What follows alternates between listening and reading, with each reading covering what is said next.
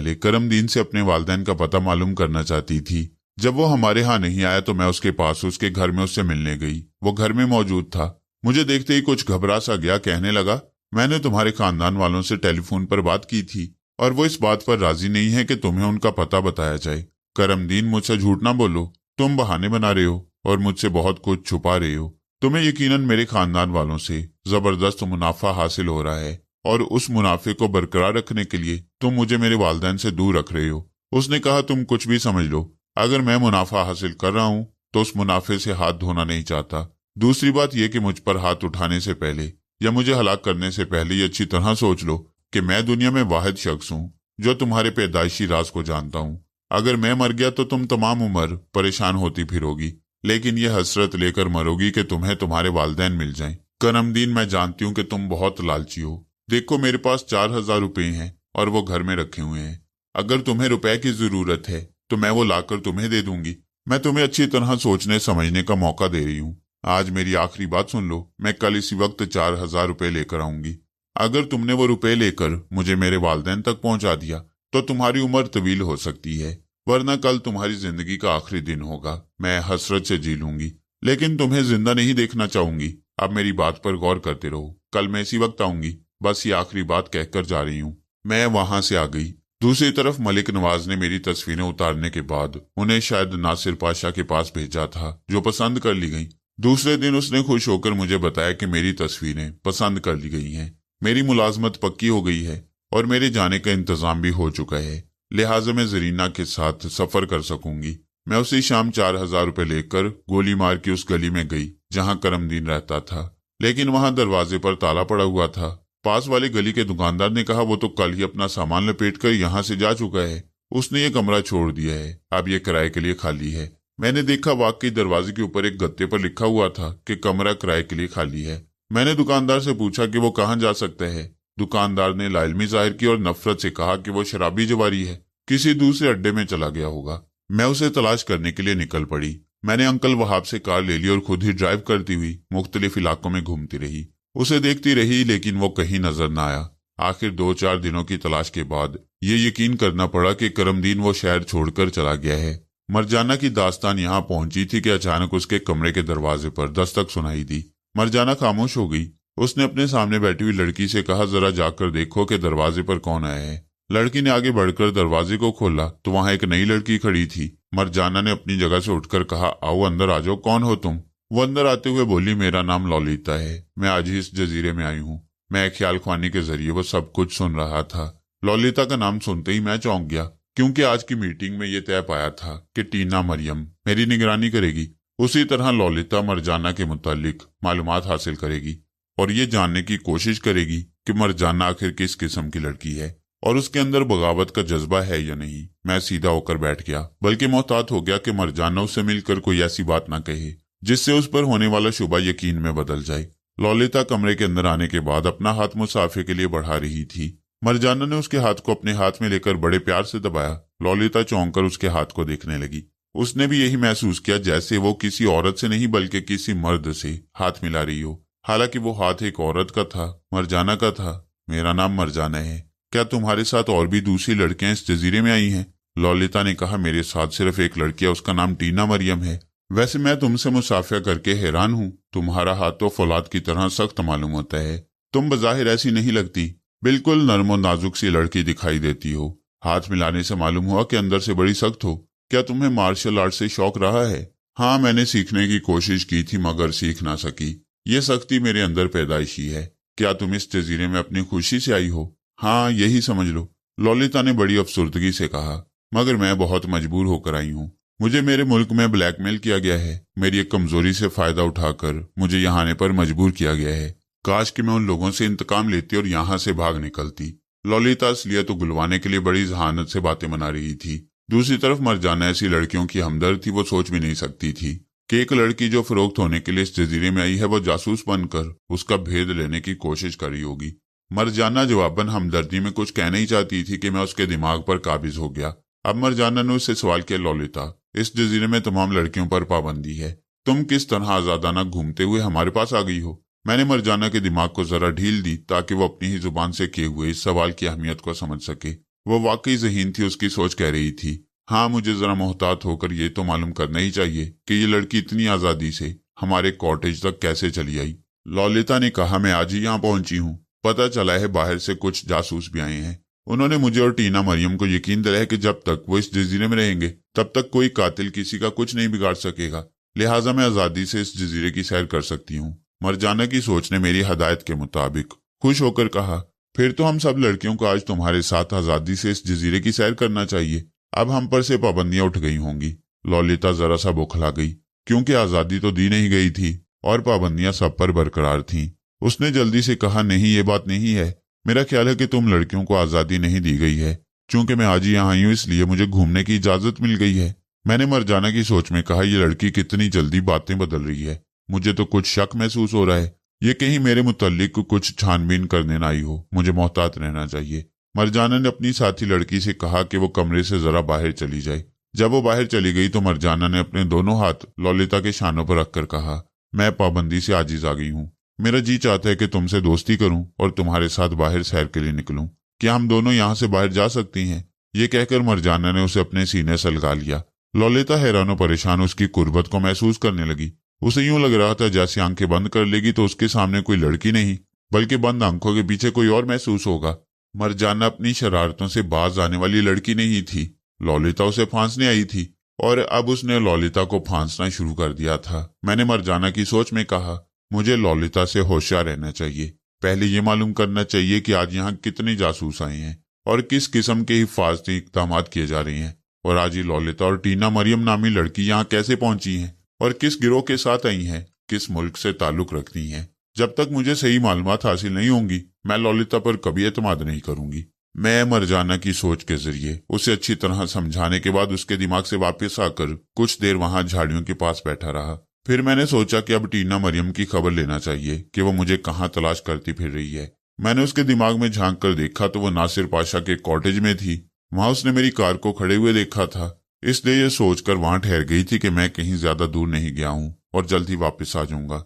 नासिर पाशा के कमरे में जाकर उसने टेलीफोन के जरिए अपने बॉस विंडसर को ये इत्तला दी थी कि नासिर पाशा के कॉटेज के सामने कार तो खड़ी हुई है लेकिन तारिक महमूद नहीं है, पता नहीं कहाँ चला गया है। वो वहां उसकी वापसी का इंतजार कर रही है। मैं झाड़ियों की कुंज से उठकर कॉटेज की तरफ वापस जाने लगा। वहां जजीरे में आने वाला जासूस विंडसर वाकई ज़हीन था। उसने आते ही सवालात के जरिए जिन लोगों पर शुबा किया था उनमें सारे फहरिस्त मैं और मरजाना थे, और उसने हम दोनों के पीछे जासूस लगा दिए थे और वो सही सेमत कदम उठा रहा था। लिहाजा हमें भी मोहतात रहकर उसके इकदामात का तोड़ करना था। मैं ज्यादा शुबा में उन लोगों को मुब्तला नहीं करना चाहता था, इसलिए नासिर पाशा के कॉटेज की तरफ वापस जा रहा था।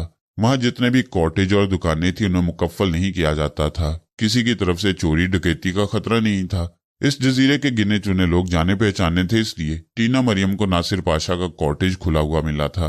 अब वो वहां एक बिस्तर पर लेटी हुई अंग्रेजी रसाले की वर्क गर्दानी कर रही थी। मैं कॉटेज के करीब पहुंचकर गुनगुनाने लगा ताकि वो मेरी आवाज सुनकर पहले से मोहतात हो जाए। फिर ऐसा ही हुआ। वो गुनगुनाने की आवाज सुनकर कॉटेज से बाहर बरामदे में आई। उस वक्त मैं बरामदे में पहुंच रहा था। उसने मुझे देखा और मैं उसे देखते ही ठिठक गया, चौंकने की अदाकारी की। वो जल्दी से बोली, सॉरी, मैं यहाँ जरा आराम करने के लिए रुक गई थी। सुना है यहाँ सारे कॉटेज खुले रहते हैं और खसूसन मेहमानों के लिए कोई पाबंदी नहीं है। यहाँ का चेयरमैन कह रहा था कि मैं कहीं भी जाकर आराम कर सकती हूँ, लिहाजा मैं इसी कॉटेज में आ गई हूँ। क्या तुम यहाँ रहते हो? मैंने मुस्कुरा कर कहा, शायद तुमने इस कॉटेज के गेट पर लगी हुई तख्ती नहीं पढ़ी। उस तख्ती पर नासिर पाशा का नाम लिखा हुआ है। मैं उसका नाइब हूँ और मेरा नाम तारिक महमूद है। उसने मुसाफिया के लिए हाथ बढ़ाते हुए कहा, और मेरा नाम टीना मरियम है। मैंने उसका हाथ अपने हाथ में लेते हुए कहा, हाँ, मैं तुम्हें एयरपोर्ट में देख चुका हूँ। तुम उन सुराग रसानों की तरफ से आई हो। उसने एक ठंडी सांस ली, फिर बोली, हाँ, उन जासूसों के साथ आई हूँ, लेकिन महसूस कर रही हूँ कि मेरे साथ फ्रॉड किया गया है। मैंने पूछा, कैसा फ्रॉड? वो इधर उधर देखते हुए बोली, मैं यहाँ खुली जगह नहीं कह सकती। मेरा ख्याल है हम कमरे में चलें, वहां मैं तन्हाई में अपने दिल की बात बता सकूंगी। मैं उसके साथ कॉटेज के अंदर ड्राइंग रूम में आकर बैठ गया।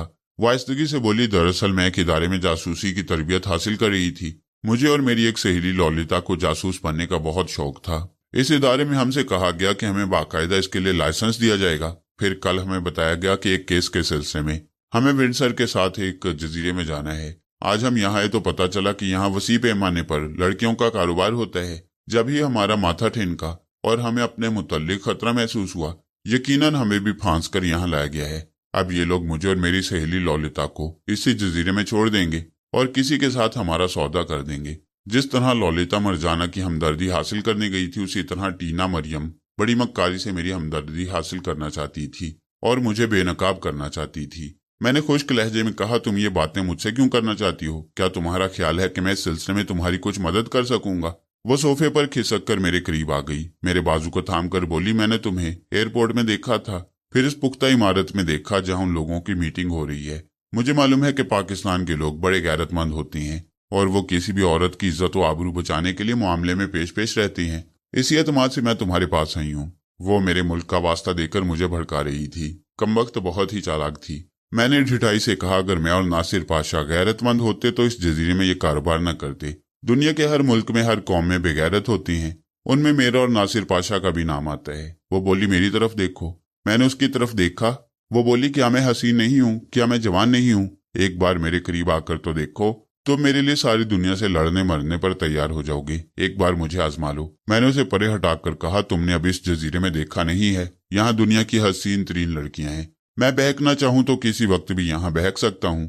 तुम्हारा यहाँ होना जरूरी नहीं है। और अब मुझे मालूम हो गया कि तुम बागियाना ख्यालात रखती हो और यहाँ हमारे ठेकेदारों को नुकसान पहुंचा सकती हो। मैं तुम्हारी रिपोर्ट चेयरमैन के पास करूंगा। अचानक उसे गुस्सा आ गया। दुनिया की कोई भी औरत ये बर्दाश्त नहीं कर सकती कि उसके सामने किसी दूसरी औरतों के हुस्न शबाब की तारीफ की जाए। टीना मरियम भी अपने आप को हसीन समझती थी।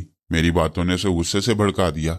वो दांत पीसकर मुझे देखने के बाद बोली, तुम मेरे खिलाफ क्या रिपोर्ट दोगे? मैं कोई मामूली औरत नहीं हूँ। मैं विंडसर वगैरह का भरपूर एतमाद हासिल कर चुकी हूँ। वो मुझ पर कभी शुबा नहीं करेंगे। बल्कि मैं तुम्हारे खिलाफ रिपोर्ट करूँ तो वो तुम पर शुबा कर सकती हैं और तुम्हें कैद कर सकती हैं। मैंने मुस्कुराकर कहा, तुम्हें इस बात पर गुस्सा आ रहा है कि तुम्हारा हुस्न मुझे मुतासिर नहीं कर सका। कोशिश करो कि मैं मुतासिर हो जाऊं। वो झुंझलाकर खड़ी हो गई। वहां से गुस्से में जाना चाहती थी और मैं नहीं चाहता था कि वो मेरी मुखालिफ होकर यहाँ से जाए। मैं उसके दिमाग पर काबिज हो गया तो वो झुंझलाकर दूसरे सोफे पर बैठ गई। वहां से वो फिर उठी और पांव पटकते हुए इधर से उधर टहलने लगी।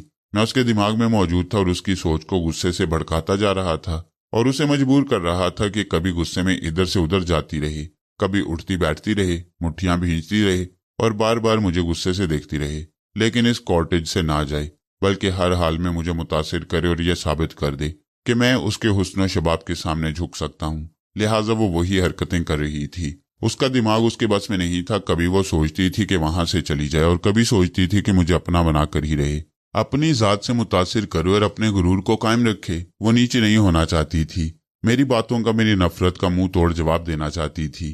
फिर मुंह तोड़ जवाब देने के लिए उसने दरवाजे को अंदर से बंद कर दिया।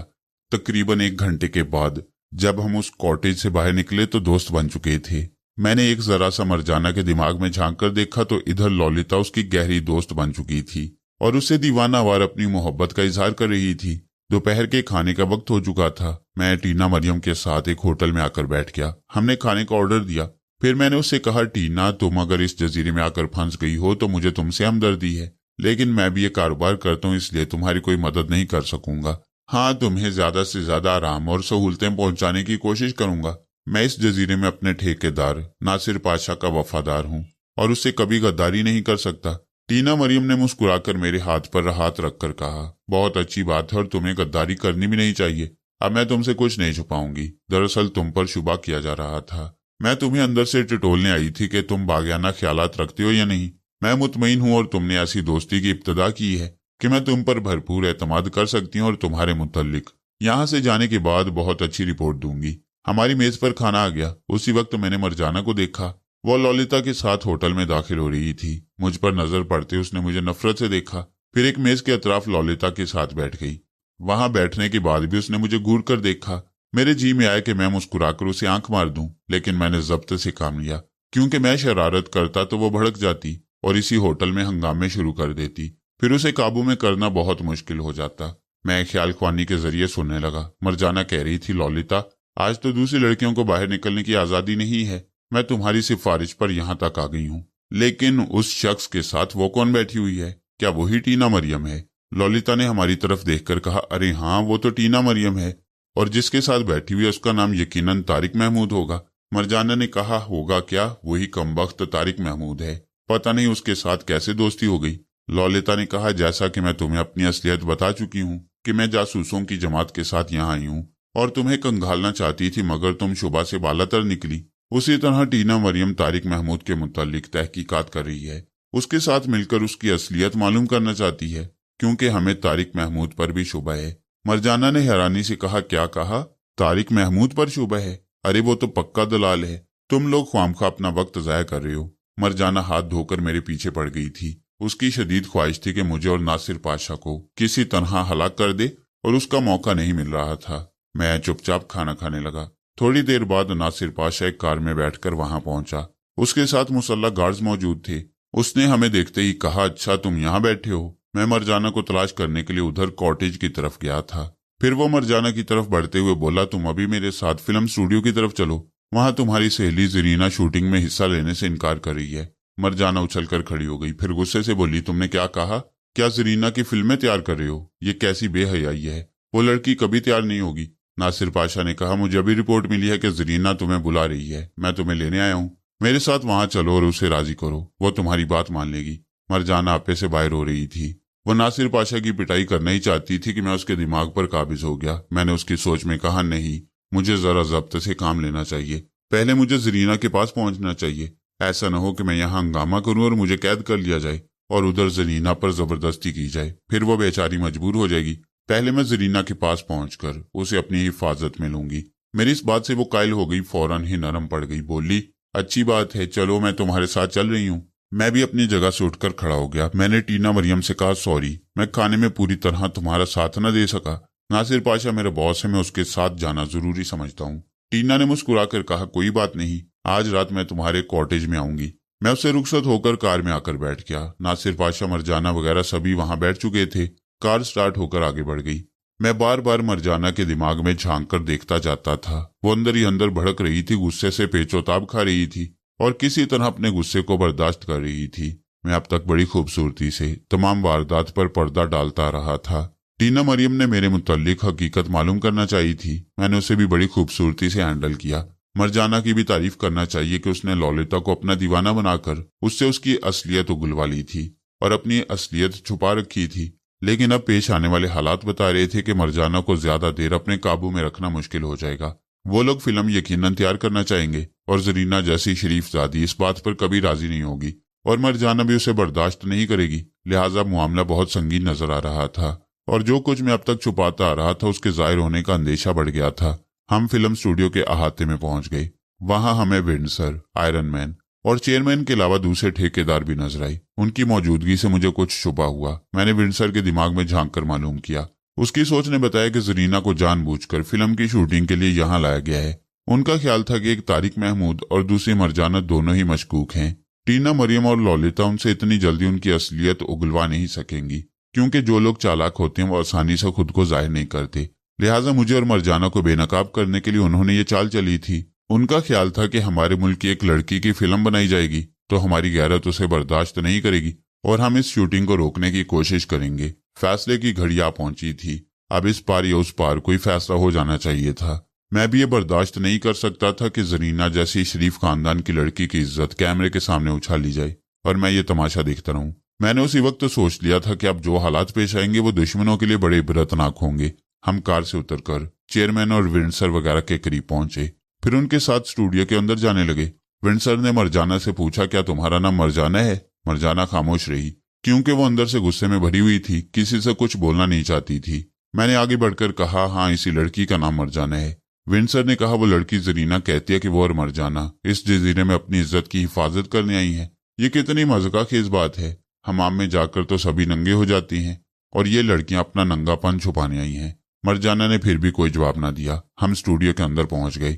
वहां एक बड़ा सा कैमरा था और चारों तरफ बड़ी बड़ी लाइटें लगी हुई थीं। उस स्टूडियो में कुछ लड़कियां थी, उनमें जरीना भी पाकिस्तानी लिबास पहने हुए शहजादियों की तरह लग रही थीं। और इस फिल्म की शूटिंग में वो लोग। जरीना मरजाना को देखते एकदम से चीख मारकर दौड़ते हुए आई और उससे लिपट गई। मरजाना ने उसे थपक थपक कर कहा, घबराओ नहीं मेरी जान, मैं आ गई हूँ, तुम्हारे साथ कोई ज्यादती नहीं होगी। मरजाना उसे तसल्लियां देते हुए हमसे दूर ले गई। फिर कैमरे के करीब खड़े होकर मुझे, नासिर पाशा को और दूसरे ठेकेदारों को एक सिरे से देखती हुई बोली, ये शूटिंग नहीं होगी। मेरे मुल्क की कोई लड़की कैमरे के सामने नहीं आएगी, यह मेरा फैसला है। अगर तुम लोग इस मामले को बढ़ाना नहीं चाहते तो बात यहीं खत्म कर दो और मुझे इजाजत दो कि मैं जरीना को यहाँ से ले जाऊं। नासिर पाशा ने कहा, बहुत खूब, क्या तुम दोनों की सूरत देखने के लिए यहाँ लाया गया है? हमारे कारोबार का जो तकाजा है वो यहाँ पूरा होगा और जरीना से पूरा होगा। अगर तुमने जिद की तो तुम्हारी भी यहाँ फिल्में उतारी जाएंगी, जबकि फिल्म की स्क्रिप्ट के मुताबिक तुम्हारा रोल नहीं है, लेकिन जबरन तुमसे भी यही काम लिया जाएगा। मरजाना ने उसकी तरफ देखकर कहा, तुम्हारा तो बाप भी मेरे जिस्म तक नहीं पहुंच सकता। चेयरमैन ने कहा, मिस्टर पाशा, ये लड़की बहुत ही बदतमीज है, इसे सजा दी जाए। नासिर पाशा ने वहां खड़े हुए 2 मुसल्ला गार्ड से कहा, आगे बढ़ो और इस लड़की की पिटाई करो। मुसल्ला गार्ड्स हुक्म के मुताबिक आगे बढ़े। मरजाना ने जरीना को एक तरफ हटाकर उसके सामने पैंतरा बदलते हुए कहा, तुम दोनों तो मेरे सामने मच्छर हो, बेहतर होता कि किसी फाइटिंग जानने वाले को मेरे सामने पेश किया जाता। ये कहते उसने तड़ातड़ हमले किए। ऐसे बिजली की तरह कौंधने लगी कि आंखें नहीं ठहरती थीं। चश्मे जदन में सबने देखा कि दोनों मुसल्ला गार्ड्स फर्श पर पड़े हुए कराह रहे थे और उनकी नाक से और उनके मुंह से लहू बह रहा था। उसी वक्त मैंने आयरन मैन की ललकार सुनी। वो कह रहा था, ठहरो, मैं समझ गया। ये लड़की लड़ने का अंदाज जानती और अच्छी फाइटर मालूम होती है, इसे मैं ही सीधा कर सकता हूँ। आयरन मैन सुरागरसा विंडसर का दाएं बाजू था। विंडसर जहानत से काम लिया करता, लेकिन जब जिस्मानी तौर पर खिदमात की जरूरत पेश आती तो आयरन मैन को पेश करता। आयरन मैन कद्दे आवर था और जिसामत में पहाड़ जैसा लगता था। उसे देखते ही पता चलता था जैसे वो चट्टान को तराश कर बनाया गया है। वो मरजाना के सामने जाकर खड़ा हो गया। मरजाना ने कहा, अगर मैं तुमसे ये मुकाबला जीत लूं तो क्या तुम सब बहसियत मर्द ईमानदारी से जीतने वाले को सही सलामत यहाँ से जाने की इजाजत दोगे? आयरन मैन ने मजाक उड़ाने वाले अंदाज में हंसते हुए कहा, अगर तुम मेरे हाथों से जिंदा बच गई तो यकीनन अपनी सहेली को अपने साथ बखैरियत ले जाना। ये कहते ही आयरन मैन ने उसे एक हाथ रसीद किया, जिसे मरजाना ने रोक लिया। आयरन मैन ने दूसरा हाथ रसीद किया, फिर तीसरी बार, चौथी बार, 5वीं बार हमला करता चला गया। मरजाना उसके हर हमले को रोकते रोकते पीछे चली गई। 5वें हमले के बाद आयरन मैन रुक गया, उसे घूर कर देखने लगा। फिर वो जरा पीछे हट गया, जैसे कह रहा हो, आओ अब तुम हमला करो। अचानक ही मरजाना ने एक चीख मारी, फिर फिजा में छलांग लगाई, जैसे फ्लाइंग किक मारना चाहती हो। आयरन मैन जरा सा झुक गया। मरजाना उसके ऊपर से छलांग लगाती हुई दूसरी तरफ जाकर खड़ी हो गई। आयरन मैन ने पलटकर उसकी तरफ देखा। मरजाना ने फिर एक चीख मारकर छलांग लगाई। इस बार भी वो उसके सर के ऊपर से गुजरती हुई दूसरी तरफ जाकर खड़ी हो गई। आयरन मैन ने पलटकर फिर उसकी तरफ देखा। वो समझ गया कि ये छलांगे लगाकर दहशत ज़दा करना चाहती है। तीसरी बार भी मरजाना ने चीख मारकर छलांग लगाई। इस मर्तबा आयरन मैन धोखा खा गया। एक जोरदार लात उसके मुंह पर पड़ी और वो चीख मारता हुआ पीछे हट गया। वो बिजली थी, बिजली। मुकाबिल के संभलने से पहले ही वो देखते ही देखते 2-4 जबरदस्त किस्म की लातें रसीद कर चुकी थी, कभी पीठ पर, कभी पसली पर, और फिर आखिरी लात उसके मुंह पर पड़ी क्योंकि वो झुक रहा था। आखिरी लात पड़ते ही वो सीधा हुआ। सीधा होते ही मरजाना ने कराटे के हाथ रसीद करने शुरू किए। वह बुरी तरह लड़खड़ा रहा था। अगर आम पहलवानों की तरह मरजाना के हाथ पांव सिर्फ गोश्त पोस्त के होते तो उसकी मार काबिले बर्दाश्त होती, लेकिन वो तो अपने हाथ पांव को बचपन से फौलादी बनाते हुए आई थी और उसके हमलों को बर्दाश्त करना कोई मजाक नहीं था। ये तो आयरन मैन ही समझ रहा होगा कि उस पर कैसी क़यामतें टूट रही हैं। वहां तमाम लोगों को जैसे सांप सूंघ गया था। कोई सोच भी नहीं सकता था कि वो लड़की इतनी तेज तर्रार और जबरदस्त किस्म की होगी कि उनके सामने आयरन मैन जैसा फाइटर बुरी तरह मार खा जाएगा और उसके कदम डगमगाने लगेंगे। नासिर पाशा ने झुरझुरी लेकर मेरे कान के करीब कहा, तारिक, ये लड़की तो बहुत ही खतरनाक है। मैं इसे यहाँ लाकर पछता रहा हूँ। इसका बस एक ही तरीका है कि इसे हमेशा के लिए खत्म कर दिया जाए, वरना मेरे लिए बहुत बड़ी मुसीबत बन जाएगी। उस वक्त मरजाना आयरन मैन से कह रही थी, चलो मैं तुम्हें संभलने का मौका दे रही हूँ, अब तुम मुझ पर हमला करो। वो डगमगा रहा था और किसी जख्मी दरिंदे की तरह गुर्राता हुआ मरजाना की तरफ बढ़ रहा था। मरजाना पैंतरे बदल रही थी और आयरन मैन उसके पैंतरे बदलने के बायस इधर से उधर हो रहा था। फिर अचानक ही आयरन मैन ने हमला किया। उसका घुंसा मरजाना के मुंह पर पड़ा। वो लड़खड़ाकर पीछे गई। फिर आयरन मैन ने कराटे के 2-4 हाथ रसीद किए। मरजाना हौले हौले चीखते हुए कराते हुए पीछे हटी। फिर एकदम से बैठकर उसने आयरन मैन के घुटने पर 2 जबरदस्त हाथ रसीद किए। आयरन मैन लड़खड़ा गया। मरजाना ने उठते हुए सर से एक टक्कर उसके मुंह पर मारी। वो पीछे हटा तो मरजाना ने फिर उसे कराटों पर रख लिया। इस बार सबने देखा आयरन मैन के होंठ फट गए थे, नाक से खून बह रहा था और कनपट्टी पर भी कहीं चोट आई थी जहां से लहू रिस रहा था। विंडसर ने चीख कर कहा, इस मुकाबले को रोको, ये लड़की उसे मार डालेगी। चेयरमैन के हुक्म देते ही बहुत से मुसल्ला गार्ड्स ने आगे बढ़कर मरजाना को घेर लिया और उससे यूं लिपट गए जैसे वो कोई बला हो कि अगर वो हाथ से निकल गई तो खुद उनसे लिपट जाएगी। मरजाना इधर उधर जोर लगाकर उनकी गिरफ्त से निकलने की कोशिश करने लगी। उसने किसी को सर से टक्कर मारी, किसी को कोहनी रसीद की। 2 गार्ड्स तो कराते हुए उससे अलग हो गए, बाकी 3 उसे जकड़े रहे। और भी 3 गार्ड्स आकर उससे लिपट गए। मरजाना जिद्दोजहद कर रही थी, लेकिन 6 आदमियों ने बुरी तरह उसे जकड़ रखा था। तब एक शख्स ने स्टेन गन सीधी करते हुए कहा, मरजाना, अगर तुम अपनी खैरियत चाहती हो तो खामोश खड़ी हो जाओ, वरना मैं तुम्हें शूट कर दूंगा। तमाम गार्ड्स मरजाना को छोड़कर हट गए। मरजाना को भी स्टेन गन के सामने खामोश खड़े रहना पड़ा। वो बोली, ये कहाँ की दलेरी है? मुझे अपने हाथों से और अपनी मर्दानगी से बस में नहीं कर सकते। आप हथियारों का सहारा ले रहे हो। अभी इस मुकाबला करने वाले शख्स ने वादा किया था कि मैं जीत जाऊंगी तो मुझे और जरीना को यहाँ से ले जाने की इजाजत मिल जाएगी। चेयरमैन ने कहा, तुम्हारे जैसी खतरनाक लड़की को अब कहीं जाने की इजाजत नहीं मिलेगी। हम तुम्हें इसी जजीरे में दफन कर देंगे। चेयरमैन ने पाशा की तरफ देखते हुए पूछा, क्यों मिस्टर पाशा, क्या मैं दुरुस्त कह रहा हूँ? क्या तुम इस लड़की को जिंदा रखना चाहते हो? पाशा ने इनकार में सर हिलाते हुए कहा, कभी नहीं। मैं इसे यहाँ लाक कर पछता रहा हूँ और अब इसके मुतालिक मेरा फैसला ये है कि इसे शूट कर दिया जाए। विंसर ने कहा, अभी नहीं। मैं यकीन से कहता हूँ कि कल से यही लड़की हंगामे कर रही थी। पहले से मालूमात हासिल की जाए, इसे अजियत देकर इससे उगलवाया जाए कि कल से जो कत्ल हो रहे हैं उसमें किस हद तक इसका हाथ है। 2 शख्स स्टेन गन लिए हुए मरजाना के सामने खड़ा था। मैंने उसकी आवाज सुनी और उसकी बातें सुनी थी, इसलिए मैं उसके दिमाग में पहुंच गया। जब विंसर ने हुक्म दिया कि मरजाना को रस्सियों से बांध दिया जाए तो वो स्टेन गन वाला पीछे हटते हुए स्टूडियो के दरवाजे की तरफ चला गया। फिर उसने दरवाजे को अंदर से बंद करने के बाद ललकारते हुए कहा, खबरदार कोई मरजाना को हाथ ना लगाए, वरना मैं स्टेन गन से भून कर रख दूंगा। विंसर ने बड़ी हैरानी से उस स्टेन गन वाले को देखते हुए कहा, जोसेफ, क्या तुम्हारा दिमाग खराब हो गया है? क्या तुम मरजाना की हमायत में हम लोगों को ललकार रहे हो? जोसेफ ने जवाब दिया, इस वक्त मैं जोसेफ नहीं हूँ, एक जिन हूँ। विंसर ने हैरानी से पूछा, जिन हो, इसका क्या मतलब हुआ? इसका मतलब यह है कि मैं एक ऐसा जिन हूँ जो मरजाना पर आशिक हो गया है और इस पर कोई भी मुसीबत आती है तो मैं इसकी मदद के लिए पहुंच जाता हूँ। इस वक्त में मैं जोसेफ के अंदर समाया हुआ हूँ। अगर किसी ने जोसेफ को हलाक किया तो मैं इस हलाक करने वाले के अंदर समा जाऊंगा। यकीन ना हो तो आजमा कर देख लो। विंसर ने कहा, फजूल बातें न करो, स्टेन गन फेंक दो, वरना तुम देख रहे हो कि यहाँ 4 और स्टेन गन वाले खड़े हुए हैं, ये तुम्हें भून कर रख देंगे। जोसेफ ने कहा, मैं सिर्फ एक बात जानता हूँ कि मुझे मरजाना को इस स्टूडियो से बाहर ले जाना है और इस पर से तमाम पाबंदियां उठाकर इसकी साथी लड़की के साथ इस जजीरे से बाहर भेज देना मेरा फर्ज है। मेरे इश्क का तकाजा यह है कि मेरी मरजाना को कोई हाथ न लगाए। मरजाना हैरानी से आंखें फाड़ फाड़ कर जोसेफ को देख रही थी। वो कभी सोच भी नहीं सकती थी कि कोई जिन उस पर आशिक हो सकता है और वो भी उसके मुल्क से इतनी दूर इस जजीरे में आकर उसकी मदद कर सकता है। वो बेयकीनी से जोसेफ को देख रही थी। दूसरी तरफ 4 स्टेन गन वालों ने जोसेफ को घेर लिया। उनमें से एक कह रहा था, जोसेफ, हम तुम्हें आखिरी वार्निंग दे रहे हैं, अपनी स्टेन गन फेंक दो, वरना हम तुम्हें जख्मी करके तुम्हारा हथियार तुमसे छीन लेंगे। उसकी बात खत्म होते ही जोसेफ ने स्टेन गन का एक बरस्ट मारा।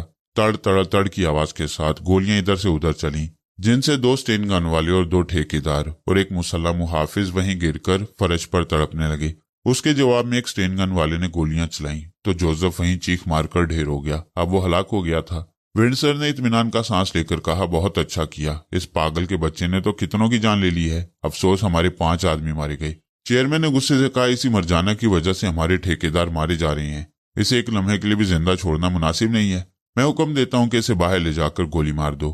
मैग स्टेन गन वाले के दिमाग पर काबिज हो गया। उसने कहा, मरजाना को नहीं, तुम्हें गोली मार दी जाएगी। जब तक मैं जिंदा हूं उस वक्त तक कोई मरजाना को हाथ नहीं लगा सकता। मैं पहले ही कह चुका था कि मैं जोसेफ नहीं हूं, मैं कोई इंसान नहीं हूं, मैं एक जिन हूं। अगर किसी ने जोसेफ को हलाक किया तो मैं उस हलाक करने वाले के अंदर समा जाऊंगा और अब मैं उसी के अंदर समा कर बोल रहा हूँ। सब लोगों पर जैसे सख्ता तारी हो गया। उनकी आंखें यूं खुली हुई थी जैसे वो जागती आंखों से कोई भयानक ख्वाब देख रहे हों और जरा इत्मीनान हो कि आंख खुलेगी तो ये ख्वाब टूट जाएगा और वो सब जिंदा सलामत और महफूज रहेंगे। चेयरमैन ने लरजती हुई आवाज में कहा, ये क्या हो रहा है? मेरी तो समझ में नहीं आता। विंसर ने उस स्टेन गन वाले को मुखातिब करते हुए पूछा, क्या कल से इस जजीरे में जितने कत्ल होते आ रहे हैं वो तुमने किए हैं? हाँ, कुछ मैंने और कुछ मरजाना ने किए हैं। तुम चाहते क्या हो? आखिर उन लोगों को हलाक करके क्या फायदा हासिल कर रहे हो? उन्हें हलाक करना तो सवाब का काम है, इसलिए मैं ये नेकी कर रहा हूँ। हाँ, तुम्हारे ये सवाल कि हम चाहते क्या हैं तो ये मरजाना से पूछो। जो वो चाहेगी वही इस जजीरे में होगा। अगर उसकी मर्जी के खिलाफ कोई काम हुआ या उसे किसी ने नुकसान पहुंचाया तो इस जजीरे में एक शख्स भी जिंदा नहीं रहेगा और यहाँ की हर चीज तबाह बर्बाद हो जाएगी। सब लोग मरजाना की तरफ सवालिया नजरों से देखने लगे। वो खुद हैरान थी कि उसे गैबी इमदाद कैसे मिल रही है। वो बार बार स्टेन गन वाले की तरफ देख रही थी, जैसे अपने मोहसिन और मददगार को पहचानने की कोशिश कर रही हो। लेकिन वो कैसे पहचान सकती थी, क्योंकि पहले उसका मददगार जोसेफ था और अब दूसरा स्टेन गन वाला था, और अगर वो हलाक हो जाता तो उसकी जगह कोई तीसरा आ जाता। दरअसल उनके अंदर जो मददगार छुपा हुआ था उसे समझने के लिए वो बेताब हो गई थी और बार बार इसीलिए सवालिया नजरों से स्टेन गन वाले को देख रही थी। चेयरमैन ने उससे पूछा, मरजाना तुम क्या चाहती हो? जो तुम कहोगी हम उसे मान लेंगे, लेकिन अब ये खून खराबा बर्दाश्त नहीं करेंगे। मरजाना ने कहा, मैं अपने साथ तमाम लड़कियों की आज़ादी चाहती हूँ। चेयरमैन ने कहा, तुम तमाम लड़कियों की बात ना करो, इसलिए कि ये मुख्तलिफ ममालिक से आई हैं। तुम्हें सिर्फ अपनी जात से और अपने मुल्क की लड़कियों से हमदर्दी होनी चाहिए। हम तुम्हारे साथ तुम्हारे मुल्क की तमाम लड़कियों को वापस भेजने के इंतजामात करेंगे। मरजाना ने इनकार में सर हिलाते हुए कहा, नहीं, यहाँ वही होगा जो मैं चाहूंगी। तुम यहाँ के रिकॉर्ड रूम की चाबी मेरे हवाले कर दो। इस रिकॉर्ड रूम में लड़कियों की जितनी तस्वीरें और ब्लैकमेलिंग का जितना मवाद मौजूद है मैं उन सबको ज़ाया कर दूंगी और यहाँ से एक एक लड़की को उसके मुल्क वापस पहुंचाऊंगी। मेरी यही शर्त है, वरना खुद को तबाह बर्बाद करने के लिए तैयार हो जाओ। चेयरमैन ने कहा, यह बहुत ही कड़ी शर्त है, इससे हमें करोड़ों डॉलर का नुकसान पहुंचेगा, हमारी बरसों की मेहनत बर्बाद हो जाएगी, इतने अरसे से हम जो कारोबार कर रहे हैं उसकी साख बिगड़ जाएगी। मरजाना ने कहा, मेरा मकसद यही है कि तुम्हारा कारोबार बिल्कुल ही खत्म हो जाए। इस जजीरे में अब उल्लू बोलेंगे और तुम सबकी लाशें यहाँ नजर आएंगी। मैं ऐसी इबरतनाक सजा देकर यहाँ से जाऊंगी कि कोई दूसरा इस किस्म का जलील कारोबार करने के लिए इस जजीरे में नहीं आएगा। देखो मरजाना, जब तुम तमाम लड़कियों के साथ इस जजीरे से चली जाओगी तो फिर हमारा तुमसे कोई ताल्लुक नहीं होगा। आइंदा इस जजीरे में हम जो कुछ भी करेंगे उससे तुम्हें कोई दिलचस्पी नहीं होनी चाहिए। दिलचस्पी जरूर होगी, मैं यहाँ से जाने के बाद भी कभी कभी इस जजीरे में आऊंगी। अगर मैंने यहाँ ऐसा धंधा फिर होते देख लिया तो उस वक्त मैं किसी को जिंदा नहीं छोड़ूंगी। यानी तुम ये चाहती हो कि हम ठेकेदार भी हमेशा के लिए इस जजीरे से चले जाएं? हाँ, मैं यही चाहती हूँ। ये जजीरा अब तुम लोगों से आबाद नहीं रहेगा। ये दूसरी हुकूमतें अब सोचेंगी कि इस जजीरे में किस किस्म की आबादी होनी चाहिए। ये मेरी और तुम लोगों की दर्द सिरी नहीं है। मैं अब इतना चाहती हूँ कि ये कारोबार हमेशा के लिए खत्म हो जाए और लड़कियां अपने घरों को पहुंच जाएं। ये कहकर वो आगे बढ़ते हुए चेयरमैन के सामने आई और अपना हाथ बढ़ाकर कहा, लाओ रिकॉर्ड रूम की चाबियां मेरे हवाले करो। चेयरमैन ने कहा, चाबियां मेरे कॉटेज में रखी हुई हैं, मगर तुम इतनी जल्दी ना करो, हमें कुछ सोचने समझने का मौका दो। वो नागवारी से बोली, तुम्हें सोचने समझने के लिए काफी वक्त मिलेगा। यहाँ से अपने मुल्क में जाने के बाद खूब सोचते रहना। अभी जो मैं कह रही हूँ उस पर अमल करते रहो, वरना नतीजा तो तुम्हारे सामने है। इन लाशों को देख लो। वह थूक निकल कर बोला, देखो, बड़े बड़े मुजरिमों को भी कानून की गिरफ्त में आने के बाद जरा सा सोचने समझने और अपना मिजाज बदलने की मोहलत दी जाती है।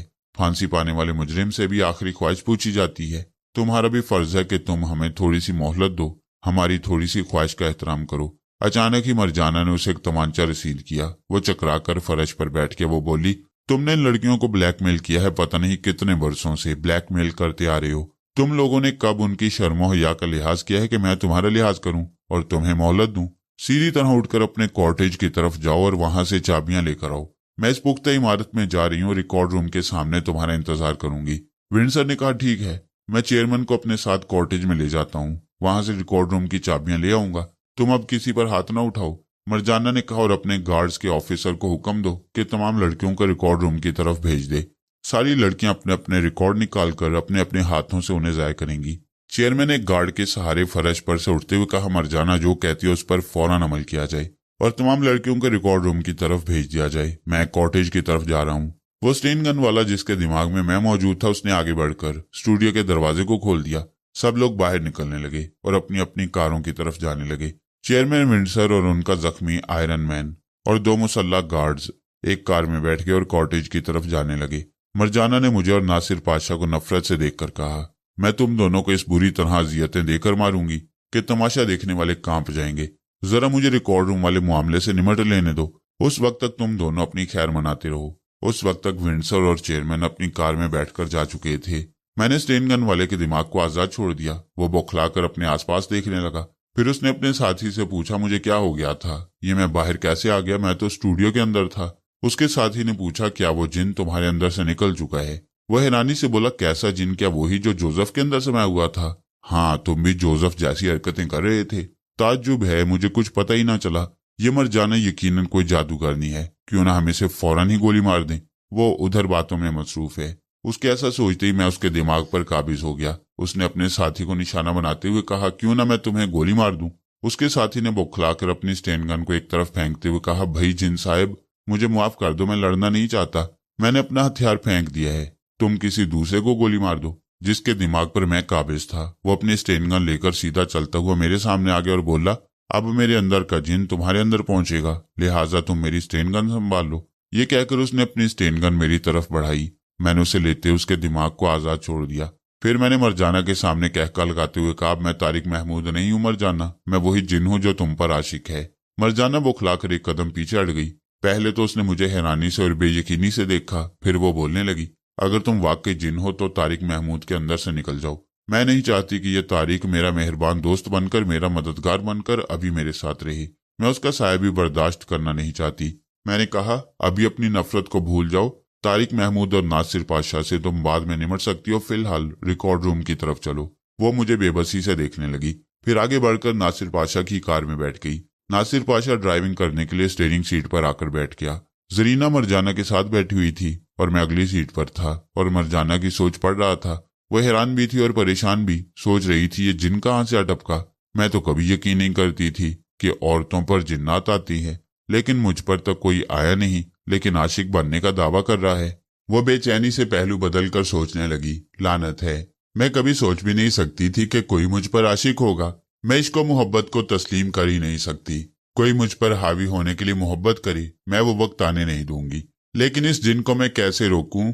बहरहाल इस रिकॉर्ड रूम के मामले से जरा निमट लूं, उसके बाद फिर मैं इस जिन का जोग्राफिया मालूम करूंगी और देखूंगी कि ये क्या चीज है और मैं किस तरह उससे पीछा छुड़ा सकती हूँ। हमारी गाड़ी उस पुख्ता इमारत की तरफ जा रही थी। मैं मरजाना को छोड़कर चेयरमैन के पास पहुंच गया। वो लोग आहिस्ता आहिस्ता गाड़ी ड्राइव करते हुए कॉटेज की तरफ जा रहे थे ताकि ज्यादा से ज्यादा सोचने की मोहलत मिले। उनके दरमियान भी वही बहस छिड़ी हुई थी कि ये जिन कहां से आ गया। वैसी बातों पर यकीन नहीं करना चाहते थे, लेकिन आंखों के सामने ये तमाशा देख चुके थे कि उनके अपने ही मुहाफिज स्टेन गन संभाल कर उन्हीं के दुश्मन बन गए थे और दावा कर रहे थे कि उनके अंदर एक जिन समा चुका है। वो उनके खिलाफ गोलियां चला चुके थे और कितनों को हलाक कर चुके थे। ये ऐसा तमाशा था जिसे देखने के बाद वो जिन के वजूद पर यकीन करने के लिए मजबूर हो गए थे। विंडसर के पहलवान असिस्टेंट आयरन मैन ने कहा, मैं बुरी तरह जख्मी होकर यकीन से कह सकता हूँ कि मरजाना मुझसे नहीं लड़ रही थी, बल्कि उसके अंदर वो जिन मौजूद था। एक लड़की के हाथ इतने वजनी नहीं हो सकते। मैंने मार खाते हुए महसूस किया है कि उसके हाथ और पांव बिल्कुल फौलाद के थे। जब भी कोई चोट पड़ती थी तो मेरी आंखों के सामने तारे नाचने लगते थे और मैं चकरा कर रह जाता था। ये कोई जिन्नाती कुव्वत ही हो सकती है। विंडसर ने कहा, हमें जल्द से जल्द ये तदबीर सोचना चाहिए कि इस मुसीबत से कैसे निजात हासिल की जा सकती है। चेयरमैन ने कहा, मेरी तो कुछ समझ में नहीं आता। मैं चाबियां उसके हवाले कर दूंगा क्योंकि मैं कत्ल होना नहीं चाहता। विंडसर ने कहा, यह तो मेरी भी समझ में नहीं आ रहा कि इतनी जल्दी क्या तदबीर की जा सकती है। वैसे एक बात मैं सोच रहा हूँ, और वो ये कि मैं तुमसे चाबी लेकर कहीं दूसरी तरफ निकल जाऊं। तुम वहां जाकर मरजाना से कहना कि विंडसर तुम्हारी चाबियां लेकर भाग गया है और कहीं छुपा हुआ है। मैं ज्यादा से ज्यादा देर तक छुप कर रहूंगा और कोई अच्छी सी तदबीर सोचता रहूंगा। अगर कुछ समझ में ना आया तो खुद को उसके आगे चारा बनाकर पेश करने के बजाय कहीं छुपकर उस लड़की को गोली मार दूंगा। चेयरमैन ने कहा, क्या कहते हो? अगर मरजाना को जरा सा भी नुकसान पहुंचा तो वो जिन हमें जिंदा नहीं छोड़ेगा, पूरे जजीरे को तबाह बर्बाद करके रख देगा। हमारी लाशें भी शायद कोई उठाकर यहाँ से न ले जा सके। विंडसर ने कुछ सोचते हुए कहा, हाँ ये तो मैं भूल ही गया था कि मरजाना को कुछ नुकसान पहुंचा तो हम उस जिन का कुछ नहीं बिगाड़ सकेंगे। काश के उसका कोई वजूद हमारे सामने आता तो उससे हम निमट सकते। चेयरमैन ने कहा, मरजाना को नुकसान पहुंचाने के मुतालिक सोचा ही ना जाए। हाँ, हमको सिर्फ ऐसी तदबीर सोचनी चाहिए कि ज्यादा से ज्यादा हमें वक्त मिल जाए। इसका बस यही एक तरीका समझ में आता है कि मैं तुमसे चाबियां लेकर कुछ देर के लिए गुम हो जाऊं और इस जजीरे में छुपता फिरूं और मरजाना और उसके जिन मुझे तलाश न कर सकें।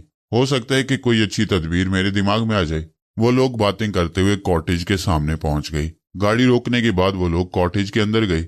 चेयरमैन चाबियां निकालकर विंडसर को देने लगा। इतनी देर में हम भी पुख्ता इमारत के पास पहुंच गए। मरजाना वहां इमारत के बाहर खड़े होकर विंडसर और चेयरमैन वगैरह की वापसी का इंतजार करने लगी। थोड़ी देर बाद लड़कियां वहां आने लगी। जितने भी मुमालिक की लड़कियों को हॉस्टल में तरबियत देने के लिए रखा गया था वो सारी की सारी वहां पहुंच रही थी। अच्छा खासा मजमा लग रहा था और मरजाना और जरीना उन्हें बता रही थी कि आज उनकी आजादी का दिन है और वो सब अपने रिकॉर्ड को अपनी आंखों से देखकर उन्हें जलाकर जाया करेंगी और थोड़ी देर में रिकॉर्ड रूम से सारे ब्लैकमेलिंग का मवाद उन्हें हासिल होने वाला है। लड़कियां खुशी से चीखने चिल्लाने और मरजाना की हमायत में नारे लगाने लगी। मैं जरा दूर एक तरफ हटकर खड़ा हो गया और विंडसर के दिमाग में झांकने लगा। वह चाबियां लेने के बाद कार में एक तरफ रवाना हो गया था। उनका मंसूबा यह था कि चेयरमैन पैदल पुख्ता इमारत की तरफ जाएगा और मरजाना से कहेगा कि विंडसर उसकी चाबियां और कार लेकर चला गया है। चेयरमैन को पैदल उस इमारत तक पहुंचने में देर लगेगी। दूसरी तरफ वो कहीं कार छोड़कर किसी जगह जाकर छुप जाएगा और कोई तदबीर सोचता रहेगा। अब वो एक जगह कार को रोककर उसमें से बाहर आ गया था और सोच रहा था कि किधर जाना चाहिए। फिर वह एक तरफ चलने लगा, फिर आहिस्ता आहिस्ता दौड़ने लगा। कभी कभी वो तेजी से चलता और कभी दौड़ने लगता। कई बार ठोकरें खाकर वो अंधे मुंह गिरा। उसके बदन पर कितनी ही खराशियां आई, उसकी नाक और मुंह पर भी चोटें लगी। वो सहलाता हुआ फिर उठ जाता और चाबियों के गुच्छे को मजबूती से थामकर फिर दौड़ने लगता। अब वो हांफता जा रहा था और बड़ी मुश्किलों से दौड़ता जा रहा था। आखिर वो वक्त आया कि वो दौड़ते दौड़ते लड़कियों की भीड़ के पास पहुंच गया। फिर वहां से उसने चीख कर कहा, मैं आ गया, मरजाना मैं आ गया हूँ। उसकी चीख सुनकर लड़कियां इधर उधर हटने लगी। वो दौड़ता हुआ लड़कियों के दरमियान से गुजरता हुआ मरजाना के सामने आकर खड़ा हो गया। फिर बोला, देखो मैं बहुत दूर से दौड़ता हुआ आया हूँ और चाबियां लाया हूँ, ये लो। जैसे ही मरजाना ने चाबी ली वैसे ही मैंने उसके दिमाग को आजाद छोड़ दिया। वो एकदम से बौखलाकर अपने आसपास देखने लगा। इतनी लड़कियों की भीड़ में मरजाना को देखकर समझ गया कि वो चाबियां लेकर उसके सामने आ गया है। वह हैरानो परेशान था कि सब कुछ कैसे हो गया। मरजाना ने मुझे गौर से देखते हुए पूछा, तुम इस वक्त भी मेरे मददगार हो या महज तारिक महमूद हो? मैंने बड़ी संजीदगी से कहा, मैं तारिक महमूद नहीं हूँ, इस वक्त भी तुम्हारा मददगार हूँ। तुम अंदर रिकॉर्ड रूम में जाओ, मैं यहाँ तुम्हारी हिफाजत के लिए खड़ा रहूंगा, तुम्हें कोई नुकसान नहीं पहुंचाएगा। वो मुतमईन होकर इमारत के अंदर जाने लगी। उसके पीछे दूसरी लड़कियां भी जा रही थीं। विंडसर मुझे गौर से देख रहा था और सोच रहा था। मैं उसके दिमाग में झांकने लगा। उस वक्त वो सोच रहा था, मैं किस तरह गाफिल हो गया, मुझे कहीं जाना था और मैं कहीं चला आया। ऐसी बेखुदी और मदहोशी तो शराब के नशे में भी नहीं होती। ऐसा लगता है जैसे मेरे दिमाग को किसी ने पूरी तरह अपने कंट्रोल में ले लिया था। और इतना सोचते ही वो एकदम से चौंक गया। दिमाग को कंट्रोल में लेने की बात जहन में आई तो एकदम से उसके दिमाग में फरहाद अली तैमूर का नाम आया। वो बड़े इस्तराब से सोचने लगा, क्या इस जजीरे में फरहाद अली तैमूर है? क्या वो टेलीपैथी के तमाशे दिखा रहा है? हाँ, ऐसा ही लगता है। ये जिन वगैरह की बातें बिल्कुल फ्रॉड हैं। हमें जहनी तौर पर उलझाने के लिए फरहाद अली तैमूर ने एक जिन का शोशा छोड़ा है। हकीकतन ये सब कुछ टेलीपैथी का कमाल मालूम होता है। वो आहिस्ता आहिस्ता चलता हुआ मेरे सामने आकर खड़ा हो गया। फिर मेरी तरफ देखते हुए कहने लगा, आज के साइंसी दौर में किसी जिन की जादुई कुव्वत के मुतालिक सोचना और यकीन करना सरासर हमाकत है। जो कुछ भी होता है वो इल्म हुनर के जरिए और साइंसी सलाहियतों के बल पर होता है। जो कुछ हो रहा है उसे मैं कोई जिन्नाती कारनामा तस्लीम नहीं करूंगा। ये सरासर टेलीपैथी का कमाल मालूम होता है। क्या मैं गलत कह रहा हूँ? मैंने कहा, इस बहस में ना पड़ो और जितनी जल्दी हो सके इन लड़कियों को उनके घरों तक पहुंचाने का बंदोबस्त करो। जल्द से जल्द सारे इंतजामात हो जाने चाहिए और लड़कियां 1-2 रोज के अंदर सबकी सब यहाँ से चली जाएं तो बेहतर है। इतने में चेयरमैन दूसरे ठेकेदारों के साथ वहां पहुंच गया। वो विंडसर को देखकर बहुत हैरान हुआ। विंडसर ने कहा, मैं खुद हैरान हूं कि चाबियां लेकर यहाँ कैसे पहुंच गया। मगर अब यह हैरानी रफ्ता रफ्ता दूर होती जा रही है। अब मैं इस नतीजे पर पहुंचा हूं कि यहाँ जो कुछ भी हो रहा है वो टेलीपैथी का कमाल है, कोई जादुई करिश्मा नहीं है। मैंने सख्त लहजे में कहा, मालूम होता है कि तुम लोगों को अपनी जिंदगी से प्यार नहीं, इसीलिए यहाँ अपना वक्त फजूल बहस में जाया कर रहे हो। मैं फिर कहता हूँ कि यहाँ से जाओ और जल्द से जल्द उन लड़कियों की वापसी के इंतजामात करो। विंडसर ने सर हिलाकर कहा, ठीक है, हम वही करेंगे जो तुम चाहते हो। अभी हम इसके इंतजामात करते हैं, लेकिन यहाँ सिर्फ 3 लॉन्चियां और एक तैयारा है जिसमें हम आए हैं, इसलिए सारी लड़कियां एक साथ नहीं जा सकेंगी, बल्कि बारी बारी इन लोगों की एक टीम बनाकर भेजना होगा। इसके लिए अलग अलग ममालिक की तरफ लॉन्चें जाएंगी और त्यारे में भी उन्हें पहुंचाया जाएगा। इतना कहकर वो लोग मेरे हुक्म की तामील के लिए चले गए। इमारत के अंदर लड़कियों के चीखने चिल्लाने और कभी कह के लगाने की आवाजें आ रही थीं। मैंने मरजाना के दिमाग में झांक कर देखा तो पता चला कि जिन लड़कियों को उनके रिकॉर्ड मिल जाते थे और ब्लैकमेलिंग का तमाम मवाद हासिल हो जाता था तो वो खुशी से चीखने चिल्लाने लगती थी। नासिर पाशा ने मेरे रूबरू आकर पूछा, तारिक, क्या तुम भी बदल गए हो? मैं तारिक महमूद नहीं हूँ, इस वक्त मरजाना का मुहाफिज और मददगार हूँ। वो बोला, मैं तो बुरी तरह फंस गया हूँ, पता नहीं मेरा अंजाम क्या होगा। मरजाना तो किसी हाल में भी तुम्हें जिंदा नहीं छोड़ेगी। वो तुमसे और तारिक महमूद से बहुत ज्यादा नफरत करती है। तारिक, अगर ये जिन तुम्हारे अंदर समाया रहा तो मरजाना तुम्हें माफ कर देगी और तुम्हें नुकसान नहीं पहुंचाएगी, लेकिन मेरी जान कैसे बचेगी समझ में नहीं आता। मैंने कहा, अपने ठेकेदारों के पास जाओ और वो जासूस जो तुम्हारी जान बचाने के लिए आए हैं उनकी मदद मांगो, शायद वो तुम्हारी हिफाजत कर सकें। वो मुझसे मायूस होकर उधर चला गया जहां उन ठेकेदारों की टीम गई थी। मैं विंडसर और चेयरमैन वगैरह के दिमाग में झांक कर देखने लगा। मैं उन लोगों की तरफ से मोहतात रहना चाहता था। वक्तन फवक्तन उन लोगों के दिमाग को कंगालना जरूरी था। उनकी तरफ से यह अंदेशा भी था कि वो कहीं फायरिंग शुरू न कर दें और मुझे या मरजाना को नुकसान न पहुंचाएं, इसलिए मैं उनकी तरफ से मोहतात था और उनके दिमागों में बार बार झांक कर देख रहा था। विंडसर इसी पहलू से सोच रहा था कि यहाँ जो कुछ भी हो रहा है वो टेलीपैथी के जरिए हो रहा है। और फरहाद अली तैमूर कहीं बैठा हुआ ये सब तमाशे कर रहा है। और वो इसी फिक्र में था कि किसी तरह फरहाद अली तैमूर का पता चलाया जाए कि अगर वो जजीरे में मौजूद है तो कहाँ है, और अगर इस जजीरे में मौजूद नहीं है तो कहाँ बैठकर ये सब तमाशे कर रहा है। सोचते सोचते उसने अचानक चेयरमैन से कहा, मैं इस नतीजे पर पहुंच रहा हूं कि तारिक महमूद की असलियत कुछ और है और मैं समझता हूं कि वही फरहाद अली तैमूर है। चेयरमैन ने चौंक कर कहा, यह तुम कैसे कह सकते हो? उसने कहा, देखो यहाँ अगर टेलीपैथी के कमालात दिखाए जा रहे हैं तो वो टेलीपैथी जानने वाला यहाँ जरूर मौजूद होगा। अब ये सोचना चाहिए कि इस जजीरे में ऐसा कौन आदमी है जो अजनबी है, ये बिल्कुल पहली बार आया है, और ये तारिक महमूद ही ऐसा है कि कल पहली बार यहाँ पहुंचा और कल ही से हंगामे शुरू हो गए। उससे पहले इस जजीरे में सुकून था, कोई बगावत की जुर्रत नहीं कर सकता था। वो कमबख्त सुराग रसां बड़ा ही ज़हीन था, सही सिमत का तयन करके बिल्कुल सही आदमी तक पहुंच जाता था। उसने कहा, देखो मरजाना को यहाँ हुए 2 माह गुजर गए हैं, उसने अब तक कोई हंगामा नहीं किया था। अगर वो 2-4 कत्ल करती तो फौरन ही पकड़ी जाती, लेकिन कल जब तारिक महमूद यहाँ पहुंचा तो उसके साथ ही हंगामे शुरू हो गए। और मरजाना ने जितने भी कत्ल किए हैं, जो हंगामे किए हैं, वो सब टेलीपैथी का सहारा लेकर किए हैं। ये कहकर वो चुप हुआ तो मैंने उसकी सोच के जरिए कहा, टेलीपैथिक इल्म जानने वाले ऐसा भी करती हैं कि वो मीलों दूर बैठे रहते हैं और किसी दूसरे को दिमागी तौर पर अपना मामूल बनाकर उससे काम निकालते हैं। हो सकता है कि फरहाद या कोई टेलीपैथी जानने वाला अपने मुल्क में बैठा और यहाँ मरजाना के दिमाग के जरिए या नासिर पाशा के दिमाग के जरिए जजीरे में आ गया हो, यानी जिस्मानी तौर पर यहाँ हाजिर ना हो। उसकी सोच ने कहा, हाँ ऐसा हो सकता है, लेकिन मैं इस पहलू पर गौर कर रहा हूँ कि अगर वो जिस्मानी तौर पर इस जजीरे में मौजूद है तो वो कौन हो सकता है। और मेरा दिमाग घूम फिर कर तारिक महमूद तक पहुंचता है। मुझे यकीन है कि तारिक महमूद के पीछे फरहाद अली तैमूर की शख्सियत छुपी हुई है। मैंने उसकी सोच में कहा, अगर फरहाद अली तैमूर की शख्सियत छुपी हुई है तो मैं क्या कर सकता हूँ? मैं क्यों ख्वामख्वाह फरहाद की शख्सियत में दिलचस्पी ले रहा हूँ? वो ठहर ठहर कर सोचने लगा, अगर वाकई वो फरहाद है और इस वक्त मेकअप में यहाँ मौजूद है तो इससे बेहतर मौका और हाथ नहीं आ सकता। मैं उसे चुपचाप कहीं से छुपकर गोली मार सकता हूँ। जब वो खत्म हो जाएगा तो टेलीपैथी भी खत्म हो जाएगी, फिर मरजाना तनहा कुछ नहीं कर सकेगी। उसे काबू में करना तो बस ऐसे ही है जैसे एक चुटकी में चूंटी को मसल दिया जाए। सांप आखिर सांप ही होता है, किसी न किसी बहाने अपना जहर जरूर उगलता है, कोई मौका हाथ से जाने नहीं देता। विंडसर भी ऐसा ही था, उसके पास उसका खास असिस्टेंट आयरन मैन बैठा हुआ था। मैं आयरन मैन के दिमाग में पहुंच गया। दूसरे ही लम्हे आयरन मैन अपनी जगह से उठा और एक उल्टा हाथ विंडसर के मुंह पर रसीद करते हुए बोला, पागल कुत्ते, तुम अभी क्या सोच रहे थे? तुम किसे गोली मारना चाहते हो? ये कहते उसने विंडसर के गले को दोनों हाथों से दबोच लिया और उसे दबाने लगा।